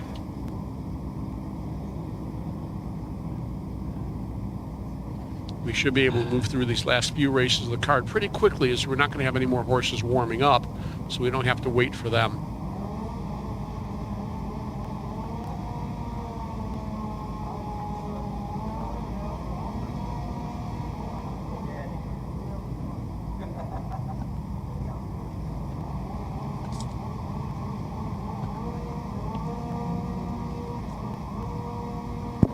Starter has horses for race 10, 3-year-old Colt Trot, Ohio Fair Racing Conference Scarlet Division. The gate is rolling.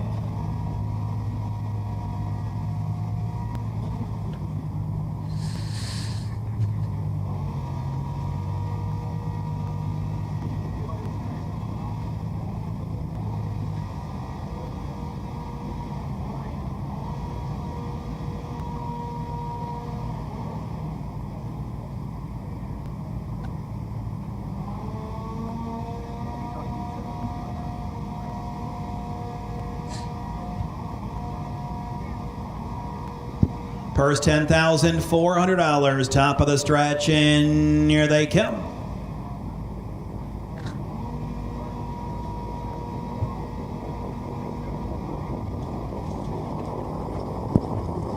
They're off and trotting Future MVP. High steps it out, looking for the lead. Baby Yoda's there at the rail as they trot around the turn. Phineas is an early third. Moving up on the outside, Admiral All-Star as they move around the turn to the backstretch. In there to be trotting next comes Cliffs of Moher. In behind that one is Win and Dream. Then it's Al Spirit in the trailer. Anastasia Nero as they continue driving onto the quarter. Future MVP and Chris Presley out there hot to trot on top. Admiral All-Star and Thompson, they're their second. Baby Yoda's third, the quarter, 31. Phineas looks to be a headstrong fourth. In there to be fifth comes Cliffs of Moher. Then we have a few lengths back to Win and Dream, followed by Owl Spirit and the trailer. As they drive onto the half, comes Anastasia Nero, losing stride mid-pack, Cliffs of Moher. And the leader, Future MVP, by the half. He'll now lead him on into the turn after a 102-1. Off stride to the outside, Phineas. As they circle the turn to the back stretch, the leader, Future MVP. Now here comes Baby Yoda. Baby Yoda's up and after Future MVP right there. Admiral All-Star watches the action in third. Trying to close the gap in fourth is Win and Dream. With Owl Spirit. Moving by 3/4, Future MVP still putting up the numbers. Inside for Admiral All-Star, Baby Yoda's third. In 133-1, they trot to the top of the stretch. And out with the lead, it's still Future MVP. He turns first. Looking to angle from the pocket is Admiral All-Star, but it's future MVP to score. In for second, Admiral All-Star, and Baby Yoda is third.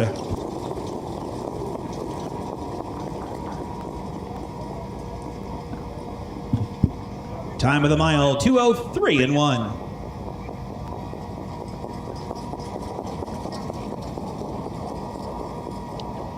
Well, I told you guys Bob Sidley would get a win on the card today, and he does. So congratulations to Bob and Pauline Sidley on future MVP getting the win here. This horse bred by North Meadow Stables, which Bob is a partner in, or was a partner in. A 3-year-old My MVP from North Meadow Blessing, the striking Sabra mare. A winner in 2, 3, and 1. This one picks up the third win in 12 starts on the season. Admiral All-Star was second. Baby Yoda finished third in this one. We'll have the winner's circle ceremonies, and then we'll get you a word from our sponsors, and then it'll be Amish race time.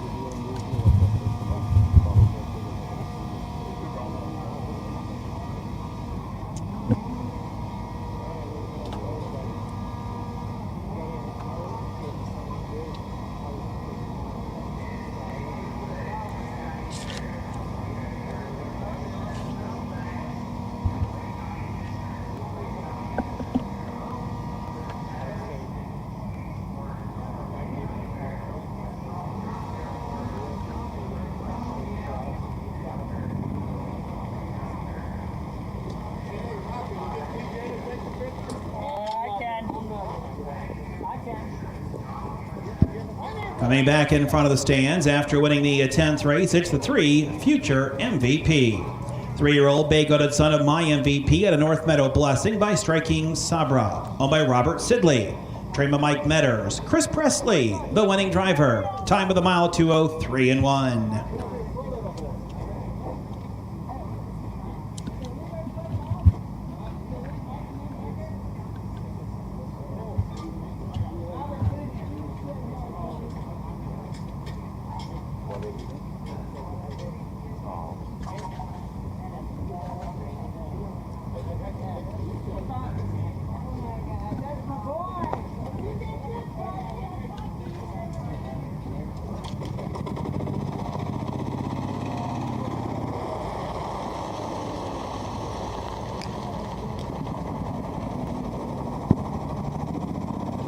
Looks like representatives of the stable eating well here today at the fair.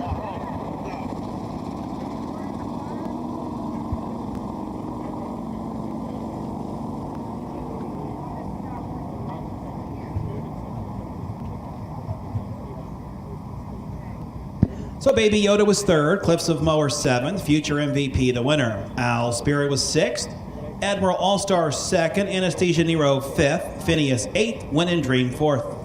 371-625-8431. 102 and 1, 133 and 1, 203 and 1.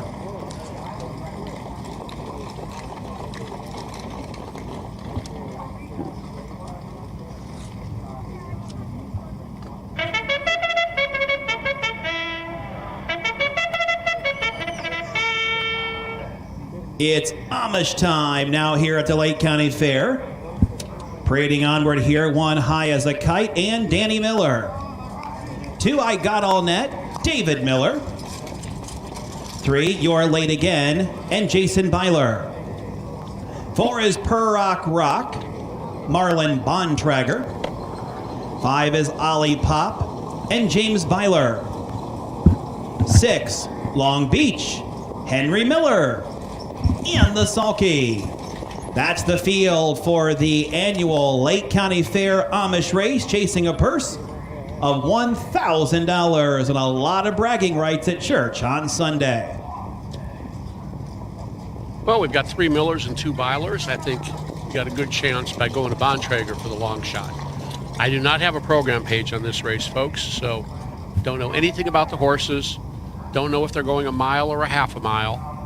I do know that it's a half mile. Okay, this is a half mile dash, so just once around. That is what it traditionally is, but again, didn't have that info. And I can tell you one thing that does occur here in this Amish race year after year. I've been here at Painesville now the last 5 years, I think, last 4 years anyhow, for the OHHA in one capacity or another. There will be plenty of action and there will be plenty of excitement.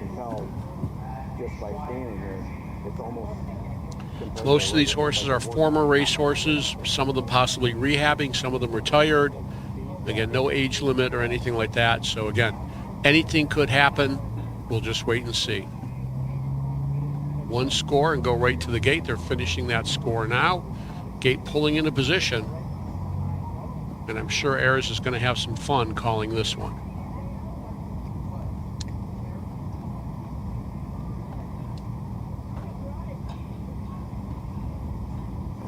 There hasn't been a race yet that I know, unless I missed it, that one or more had a throw. So what's going on here? This is different.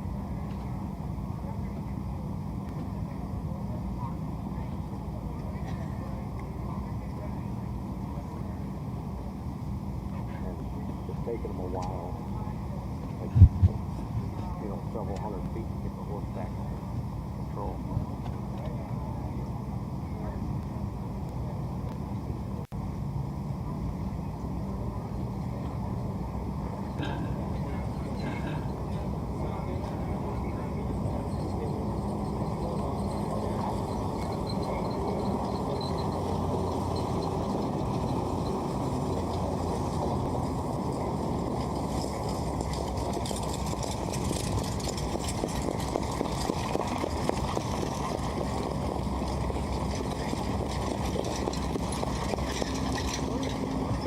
One horse looks like he's grabbing hold a little bit. Wouldn't surprise me to see him go right to the front.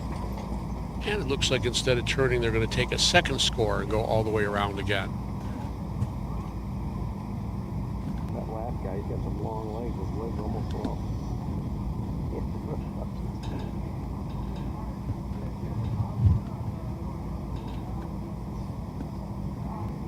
Starter will gather the field for the upcoming annual Amish race.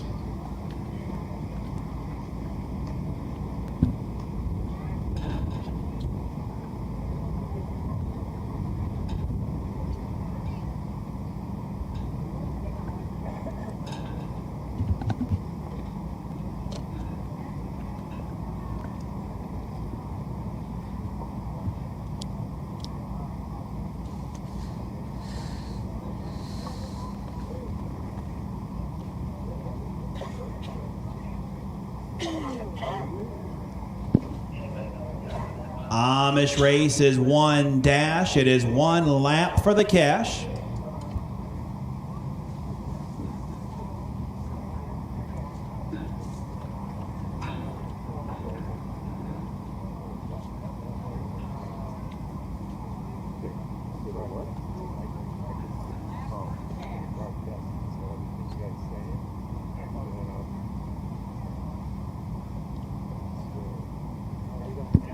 They're turning in on their way to the gate. Again, one lap takes it all.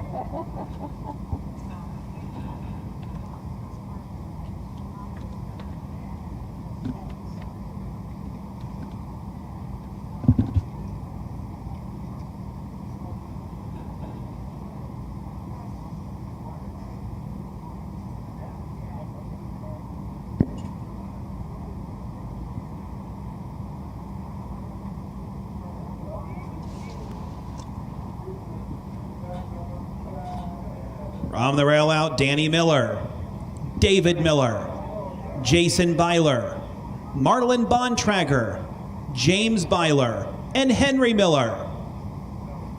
Field of 6. It's Amish time here at the Lake County Fair. They come to the top of the stretch. We do have a loose horse on the track. Proceed with caution here, guys. A loose horse on the track. It is the 4. Rather, it is the 3. You're late again. Jason Byler up and on his feet. But we do have a loose horse on the racetrack.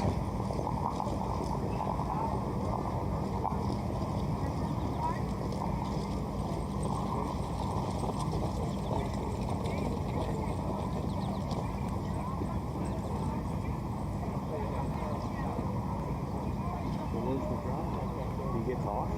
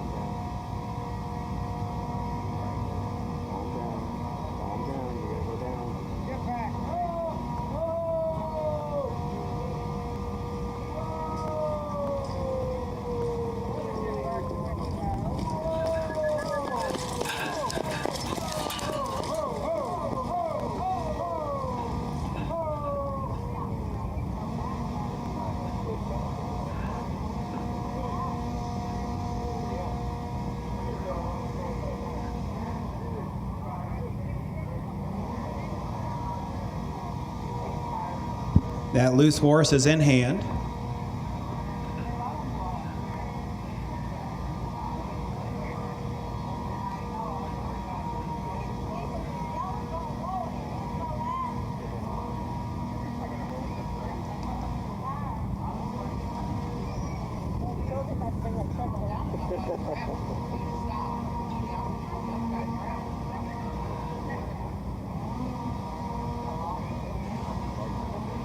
There will be a late scratch in this race.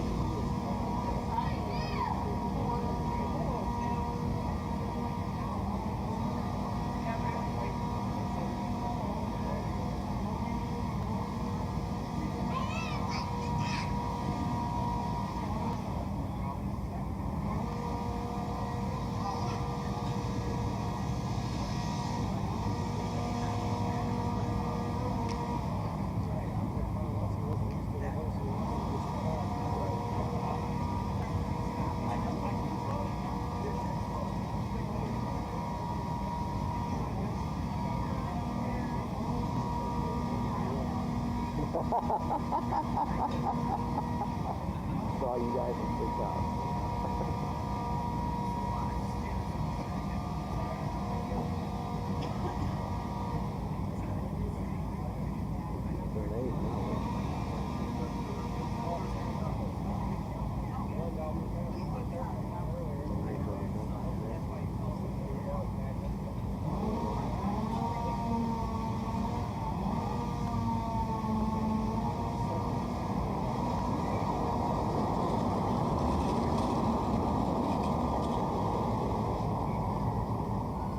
All right, we can bring him back out onto the racetrack.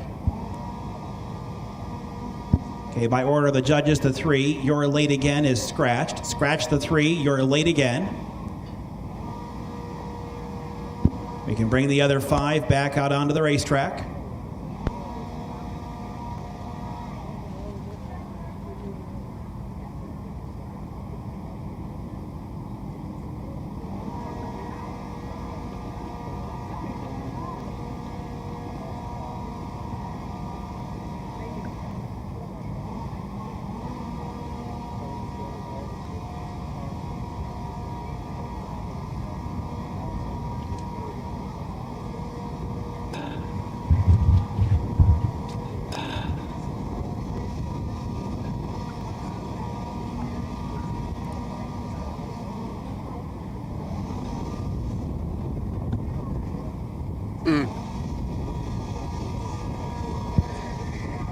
can turn in and head towards the gate.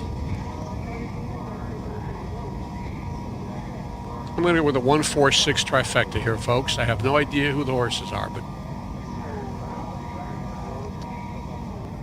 1, 4, and 6.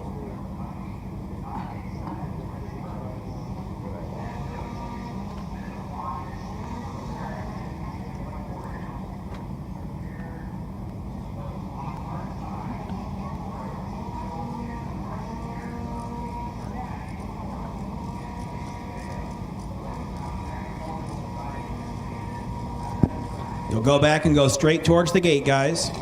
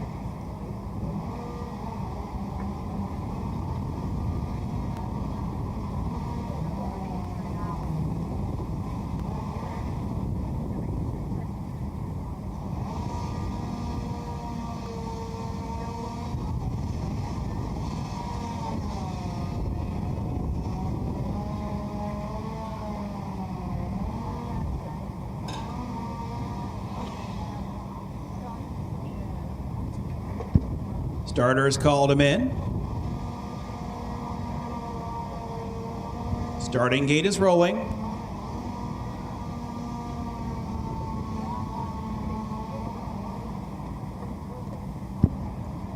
Now a field of 5. From the rail out, Danny Miller, David Miller, Marlon Bontrager, James Byler, and Henry Miller.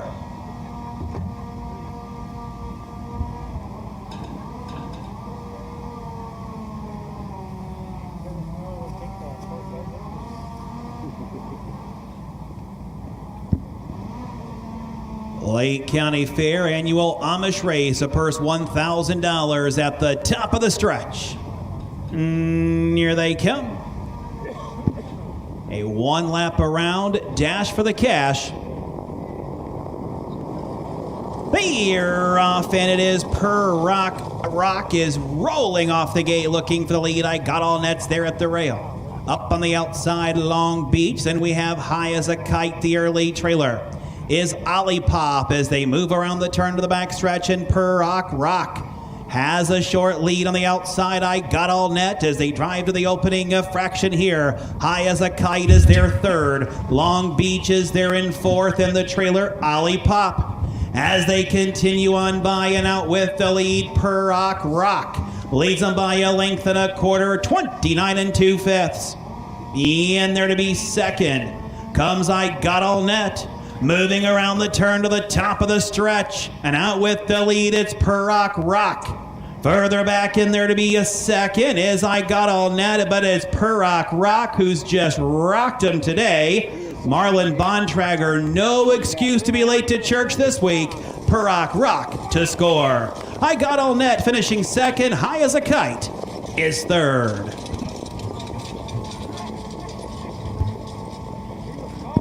59 2/5.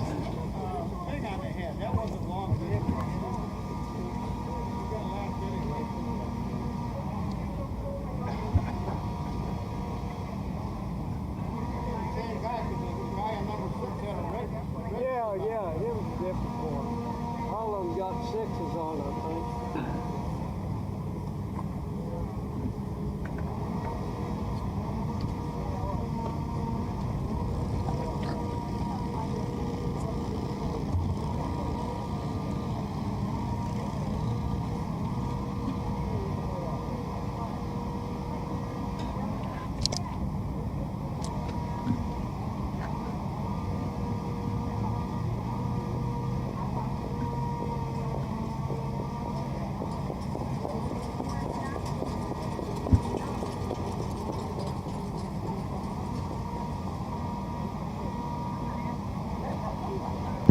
Four, two, one.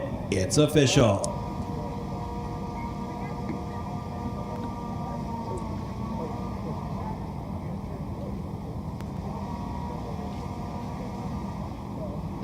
High as a Kite was third. I got on net second. You're late again, scratched. Perock Rock was the winner. Olipop fourth and Long Beach fifth. 3-2 scratch. 1, 4, 5. 29 and 2. 59 2/5.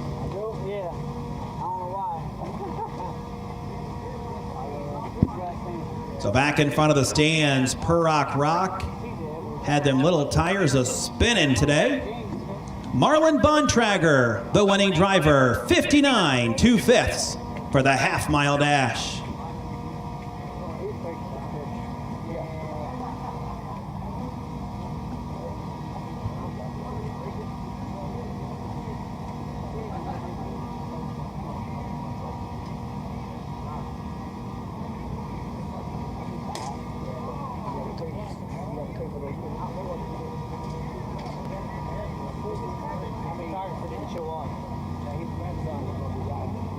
Bring them on the track for the 11th race. Bring them out, race 11. Red saddle pads. We need 5 of you.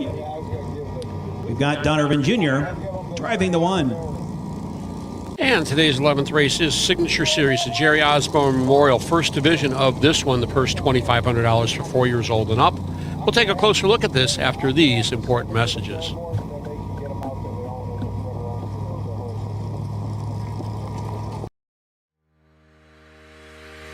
Own a little and love it a lot. TheStable.ca is an award-winning fractional ownership operation. Buy as little as 1% of a racehorse and experience 100% of the thrill. TheStable.ca makes ownership easy, accessible, and affordable. Communication and customer service are at the heart of everything we do. Get started at TheStable.ca.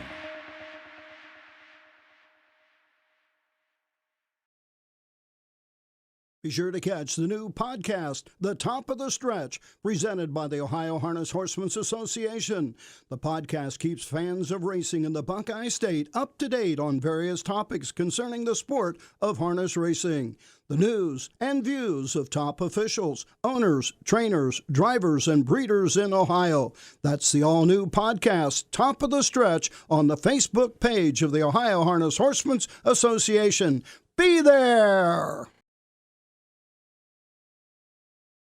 Bow River Jewelry has been the premier designers of sulky jewelry for more than 30 years. We incorporate today's fashion designs to create a unique piece of jewelry only found at Bow River. Visit bowriverjewelry.com today. And we are back here at Paynesville as we now move on to the older horses. 3 divisions, 2 of the Pacers, 1 for the Trotters. The Jerry Osborne Memorial, First Division, $2,500 purse, field of 5. The 1 Mancino gets Don Irvine Jr. in the bike. Don Irvine Jr. driving the 1. I'm going to go to the 5. I love to make money. Let's face it, who doesn't?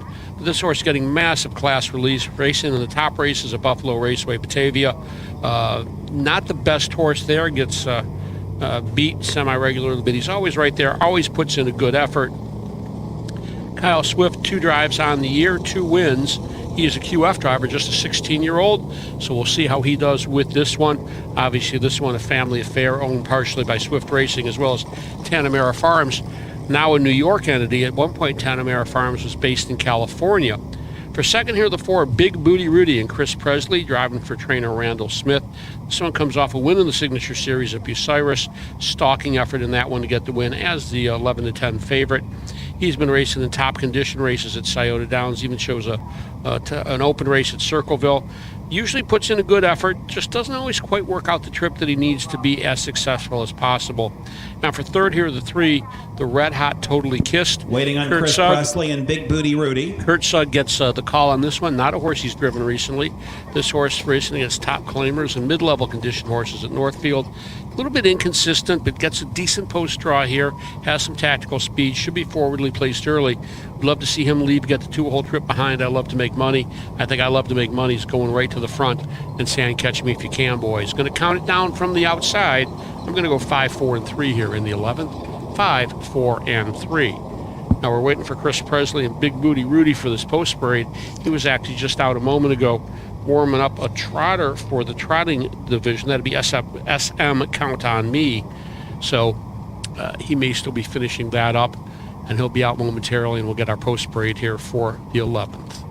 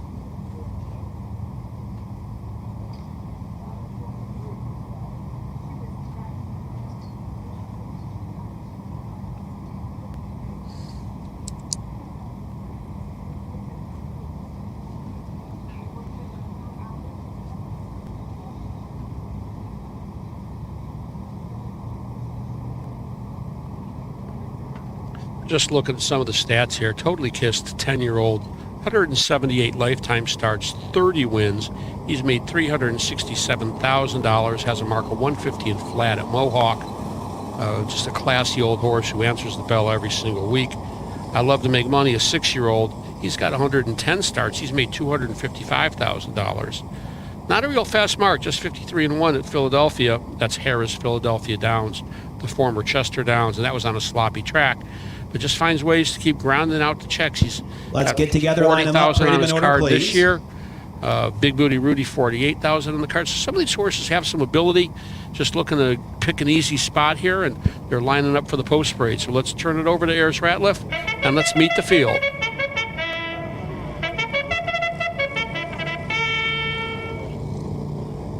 That's the call to post for the 11th race, Signature Series. Jerome T. Osborne Memorial. Purse $2,500. This race put Donovan Jr. on 1. 1 is Mancino. Driver change, Donovan Jr. 2, Audacious Warrior, Ryan Deaton up. 3 is Totally Kissed and Kurt Sugg. 4, Big Booty Rudy, Chris Presley in the bike. And the 5, I Love to Make Money, Kyle Swift in the sulky. That's the field for the 11th race. We have Donovan Jr. driving the 1. Big Booty Rudy off of a track record performance at the Crawford County Fair, shattering the track record there, lowering it from 155 to 153-1. Kyle Swift, just 16 years old, competing here today for his 3rd lifetime drive.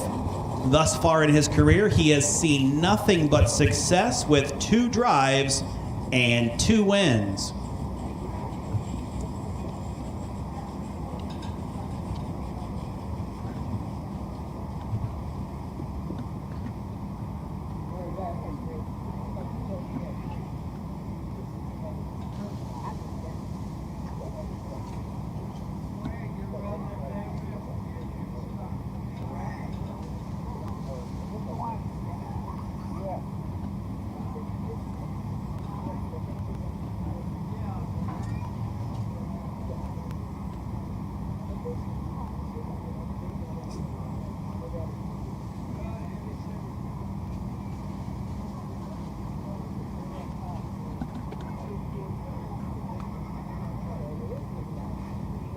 Yeah.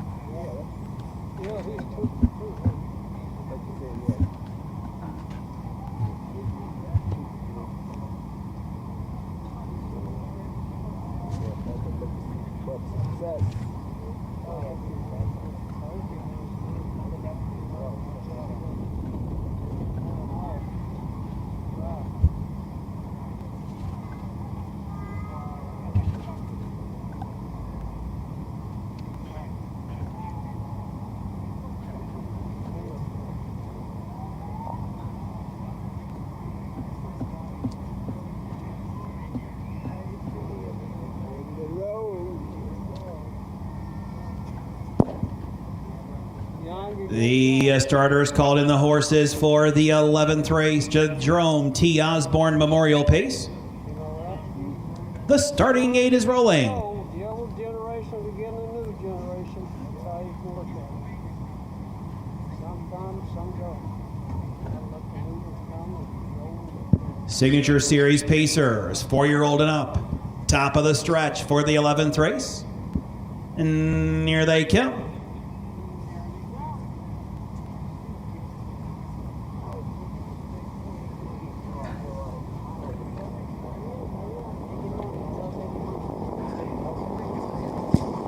They're off and pacing, Totally Kissed. Totally leaves and goes right to the lead. Mancino is their second. Big Booty Rudy is third.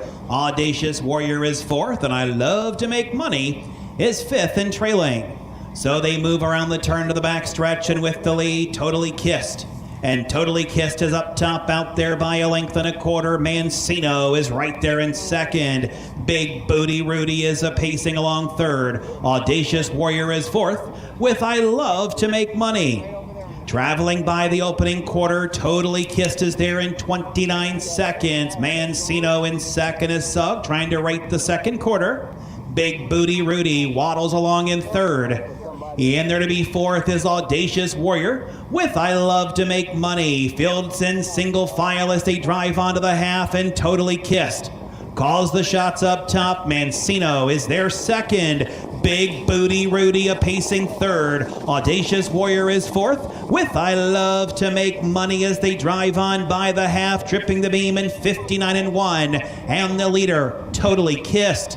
In second, Mancino. Big Booty Rudy is there in third, and Presley now calls on him. Moving from the back, I Love to Make Money and Kyle Swift. And the trailer is Audacious Warrior. To three quarters they go, Totally Kissed.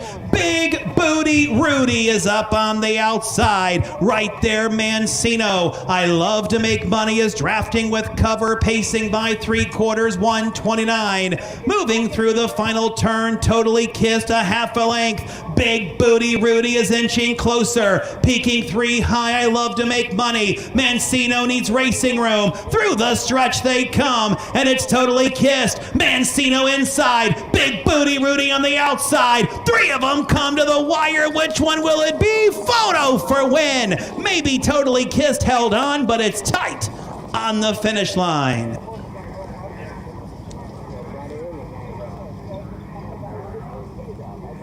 Time of the mile, 1:57.4. Big mile there for Totally Kissed, setting all the fractions, and I believe just holding on to get the win, but we'll wait for the results of the photo between Totally Kissed and Big Booty Rudy. Those two very, very close. Mancino shook loose late along the inside. Again, this is County Fair track, folks. There's no passing lane, but if a horse does run out a little bit in the stretch, room does open up. You have to wonder if the space had opened just a little bit sooner where Mancino would have been. But that one raced very, very well, too, certainly within ahead of the lead. But I believe we're going to get a 3-4-1 here. 3-4-1, 157.4, very, very fast mile. I believe the track record here is 55 and a piece, as I recall. So they were going pretty good.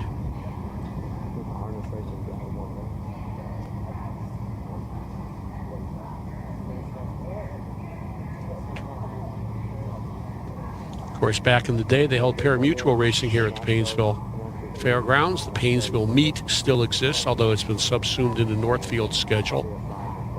One of the oddities of racing is that you still have the actual meets. even though they're all raced at Northfield Park here in Northeast Ohio these days. Well, we got people coming back to the winner's circle. We got Kurt Sugg coming back to the winner's circle, but we have no official announcement yet.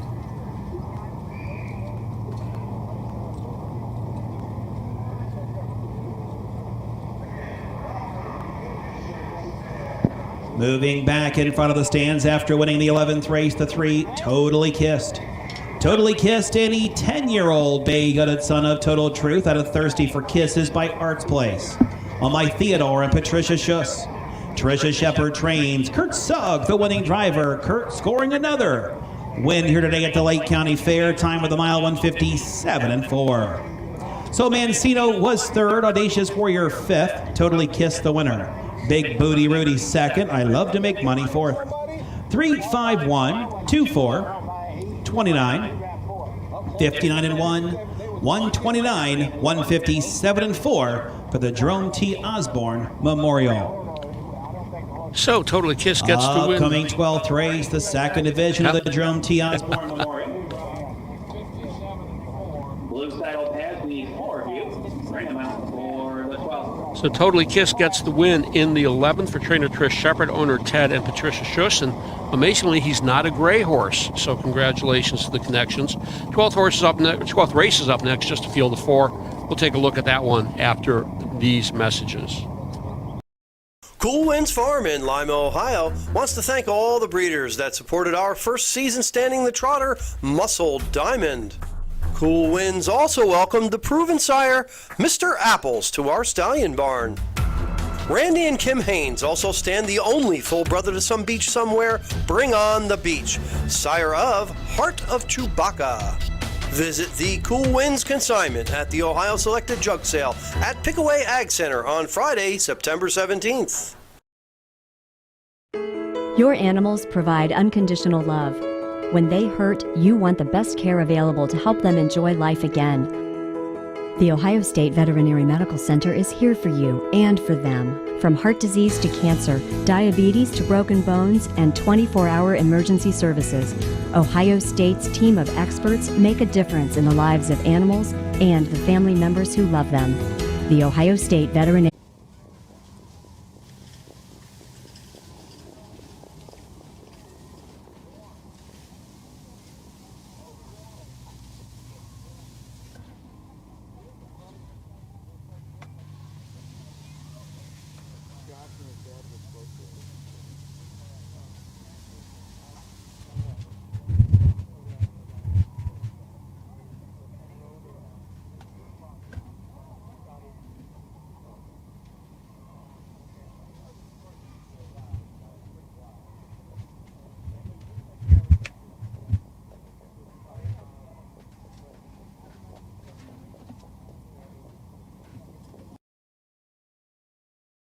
Buying or selling a racehorse? OnGate.com is your one-stop website.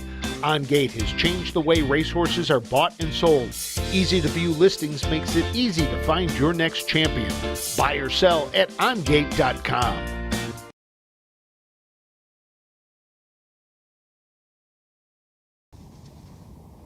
And we are back here waiting for the 12th race post spray. We've got 3 of our 4 starters on the track. I'm going to go to the 4 Blue Spanks in this one. This horse drops out of Open Company. He was totally non-competitive at that level. It drops back down to a level at which he should be solid. Against the top condition horses, shows a couple of wins at Northfield. A little bit of an inconsistent sort, but a lot of that has to do with the class.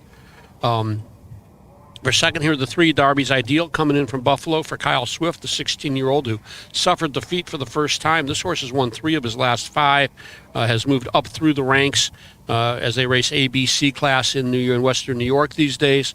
Went up to Batavia, was in the Open 2 there, good effort there. This horse has had Ray Fisher Jr. driving typically. Kyle Swift gets the call here from Ryan.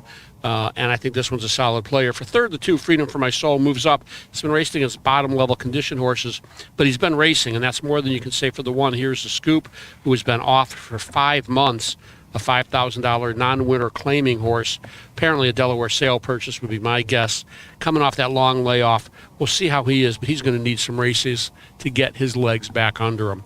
4, 3, 2, 1 are my numbers in the 12th. 4, 3, 2, and 1. We should be parading shortly.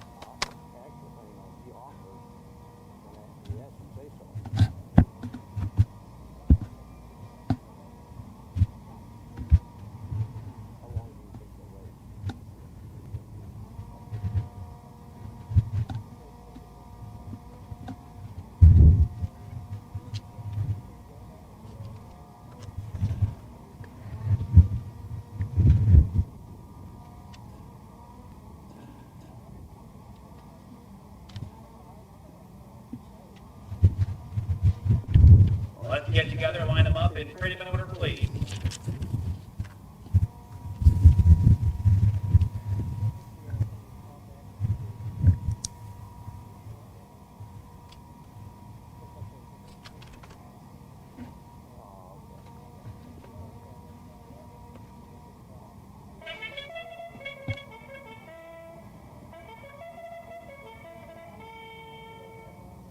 So that's the call to post For race number 12, second division, Jerome T. Osborne Memorial, signature series pace for 4-year-old and up.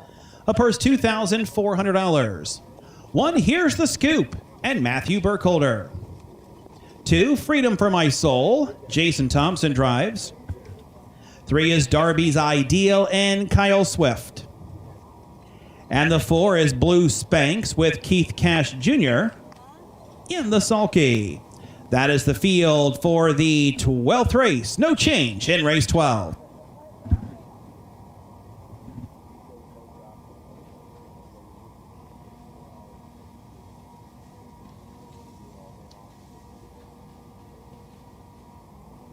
Undoubtedly the longest post parade for a 4-horse field that I've ever seen, as the horses are separated by nearly a quarter of a mile. Josh Cash turns Blue Spanx. He'll go right to the gate, as will Kyle Swift. They won't even bother going all the way around. They paraded past the stands, past the judges. That meets their qualifications. They can now go directly to the gate. They don't have to score all the way to the top of the stretch.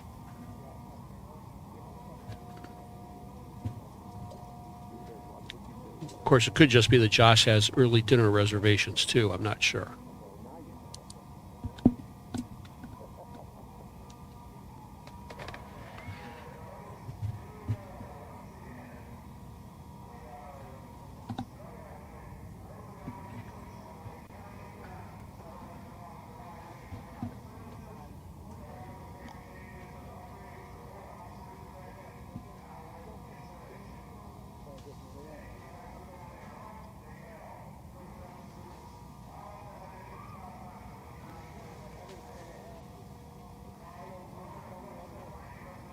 Starters called him in for the 12th race.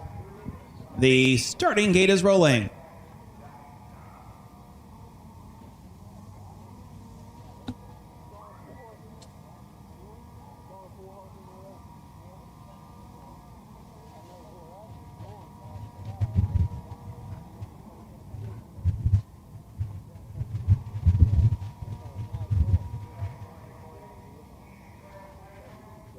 Purse $2,400, a field of 4, top of the stretch, and here they come.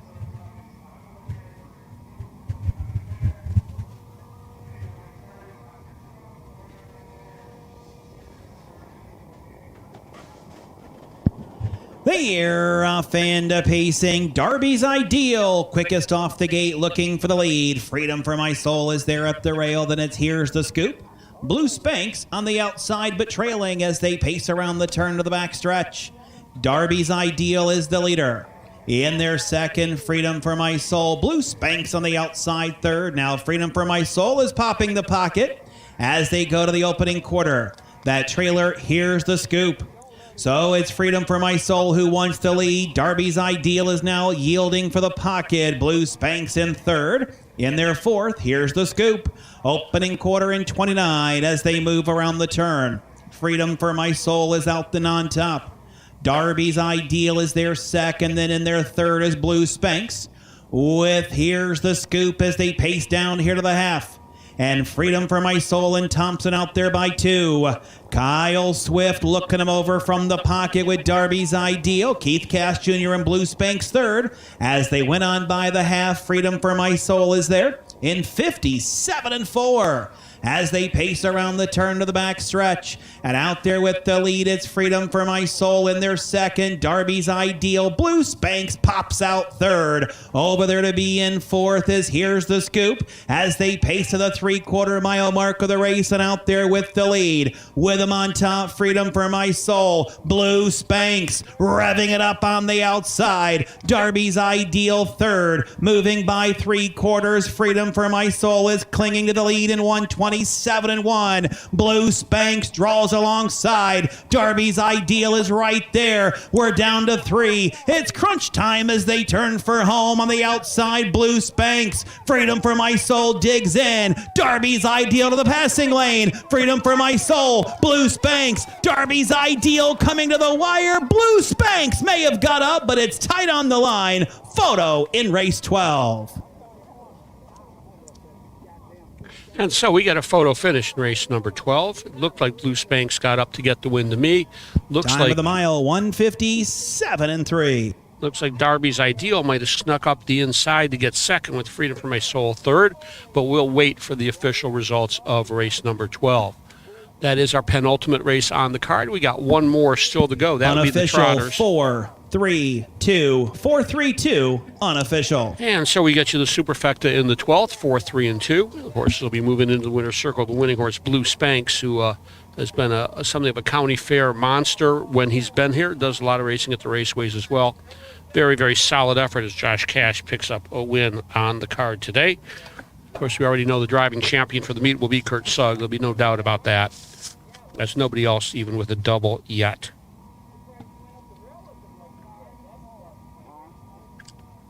The Pappy Cone Trot coming up next.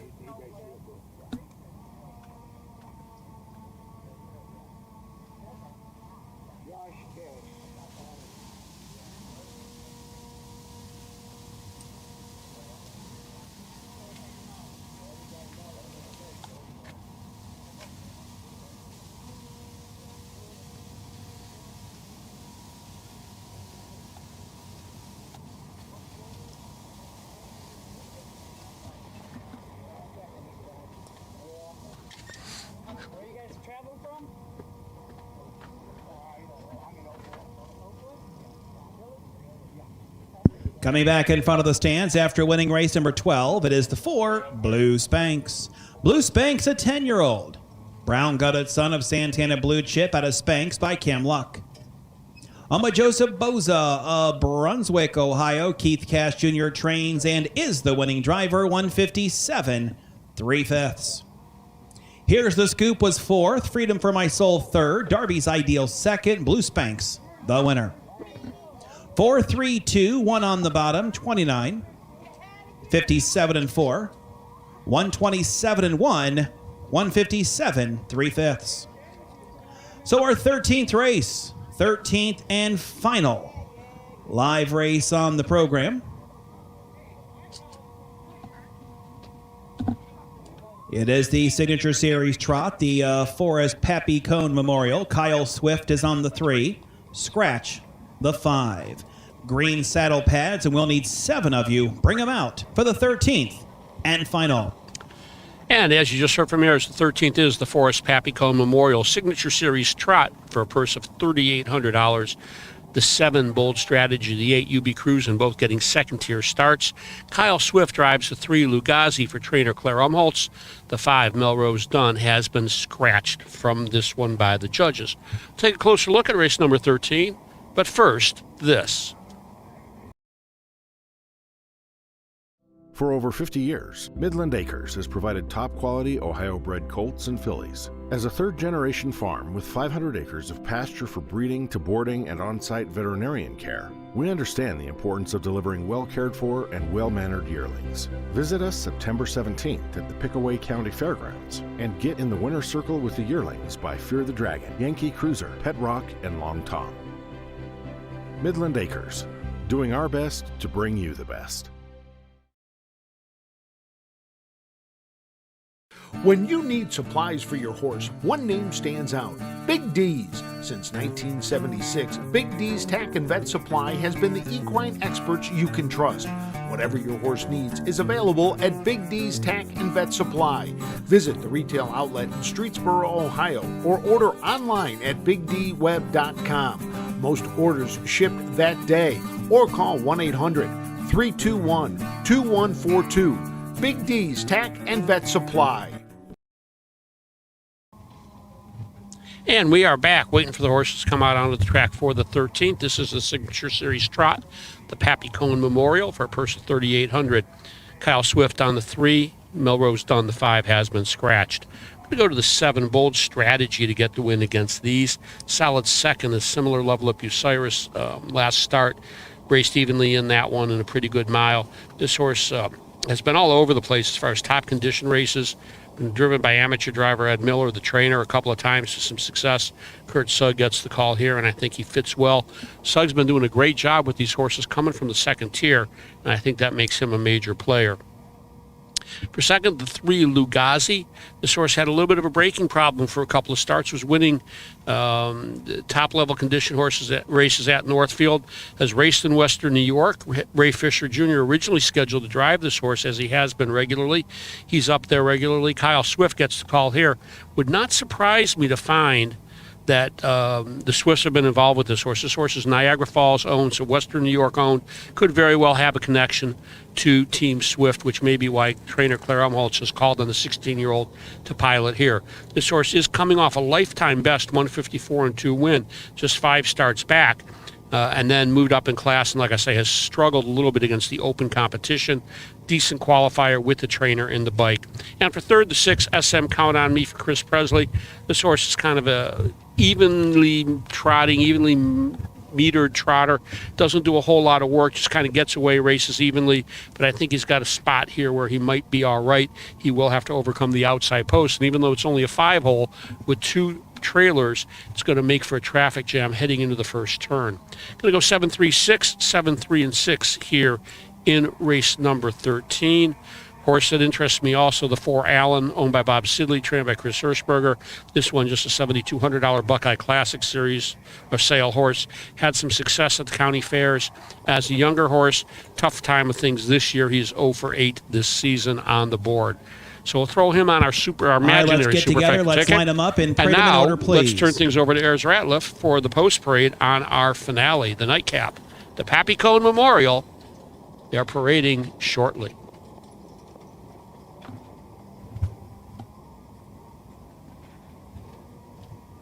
Let's take a turn there, Mr. Lake. We're trying to get you together.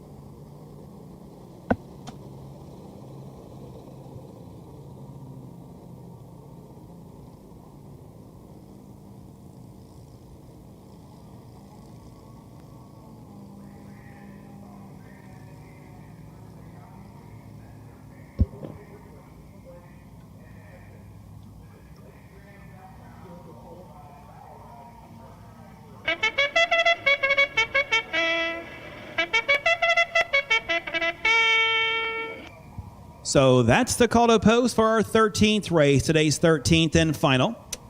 Signature Series Trot, purse $3,800. It is the Forrest Pappy Cohen Memorial.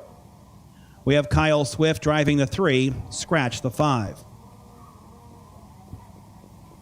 1 is Dilly Dunn with Danita Harvey.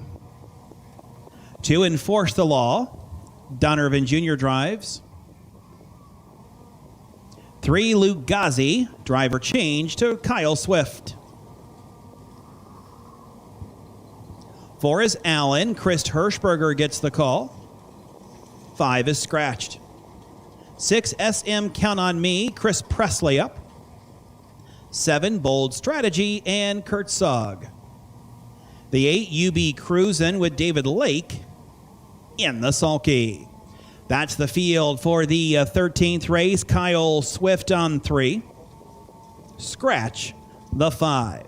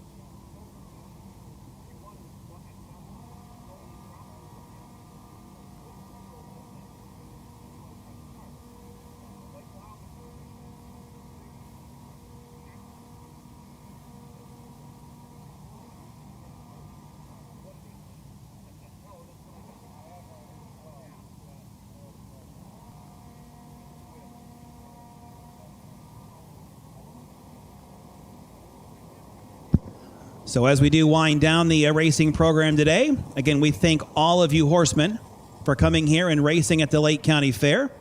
We've had some good racing action on the program. Checks will be in the race office as they are written out in between the races. We had 94 horses entered in today's program for total purses of $97,700. We do thank the Lake County Fair as they have contributed $500 to each of the Colt or Filly stake events on today's program.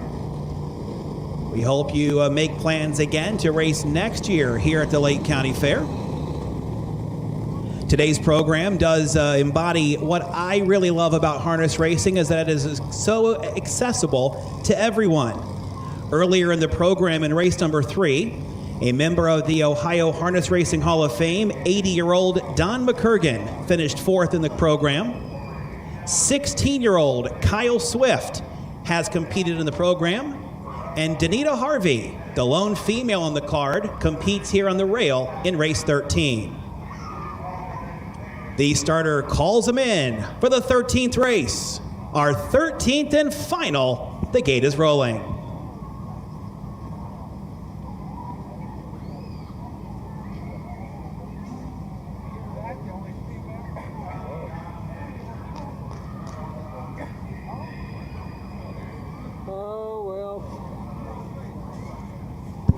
Purse of $3,800, the Forrest Pappy Cone Memorial at the top of the stretch. It's this year's getaway race. Here they come.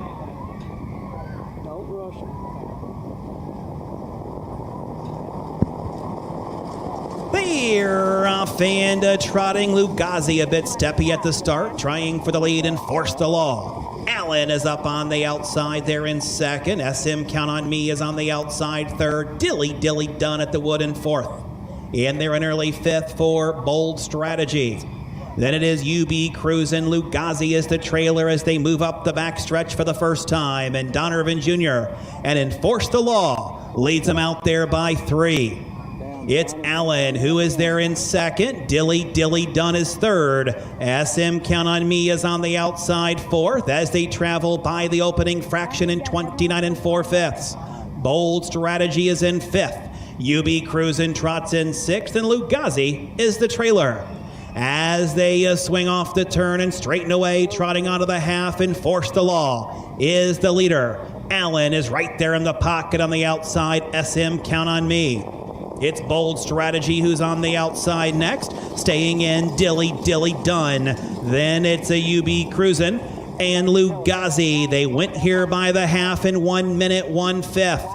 Into the turn they go. Enforce the Law on top. SM Count on Me. He's been hung from the word go. He's yet to see a pylon. Along the inside is Allen, trying to swing from the back. David Lake has UB Cruisin' 3 wide and a wingin'. Dilly Dunn needs racing room. Danita says, let me out, boys, as they go to the 3/4 and the leader Enforce the Law. Donnie Irvin says, let's go, and they open up by 2, 3/4, 130 and 3. In their second second. Allen. Over there from between them is Still. SM Count on Me. Dilly Dunn still needs room. Outside is Bold Strategy. They're at the top of the lane and down the stretch they come. Enforce the Law has trotted away. It's Enforce the Law who's going to prevail. Enforce the Law will win.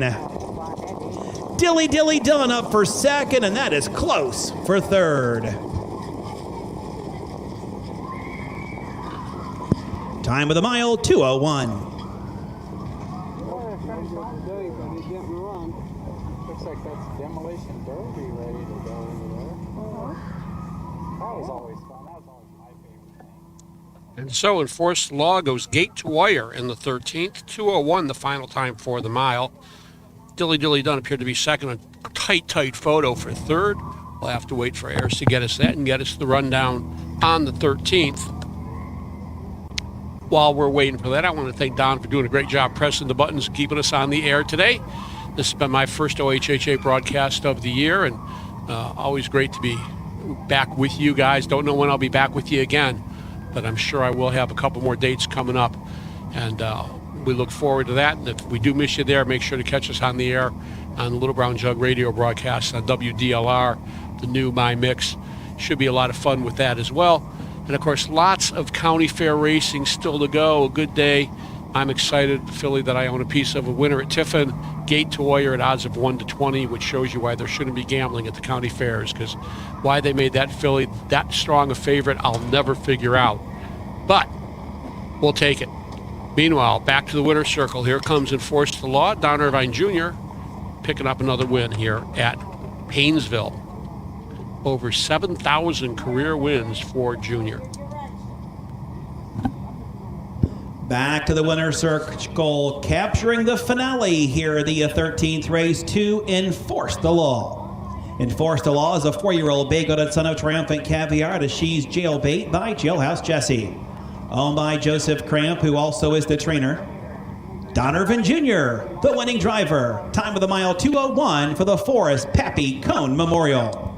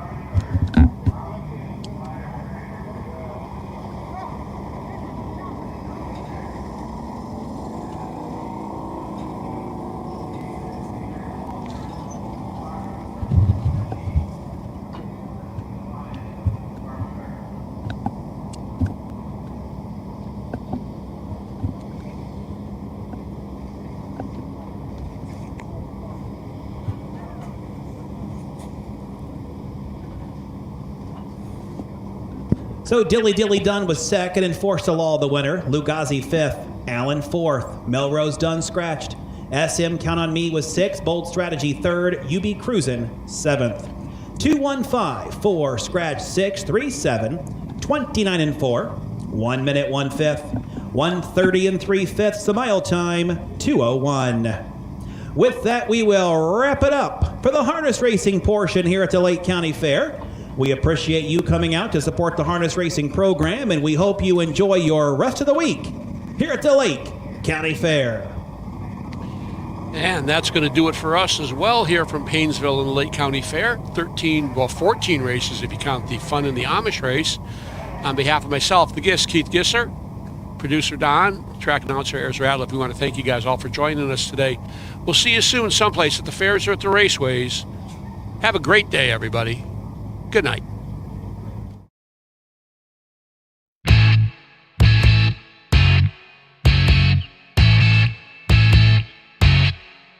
This has been Ohio County Fair Racing. Ohio County Fair Racing is brought to you by thestable.ca, the Ohio State University Veterinary Medical Center, Midland Acres, Cool Winds Farm, and Big D's Tack and Vet Supply.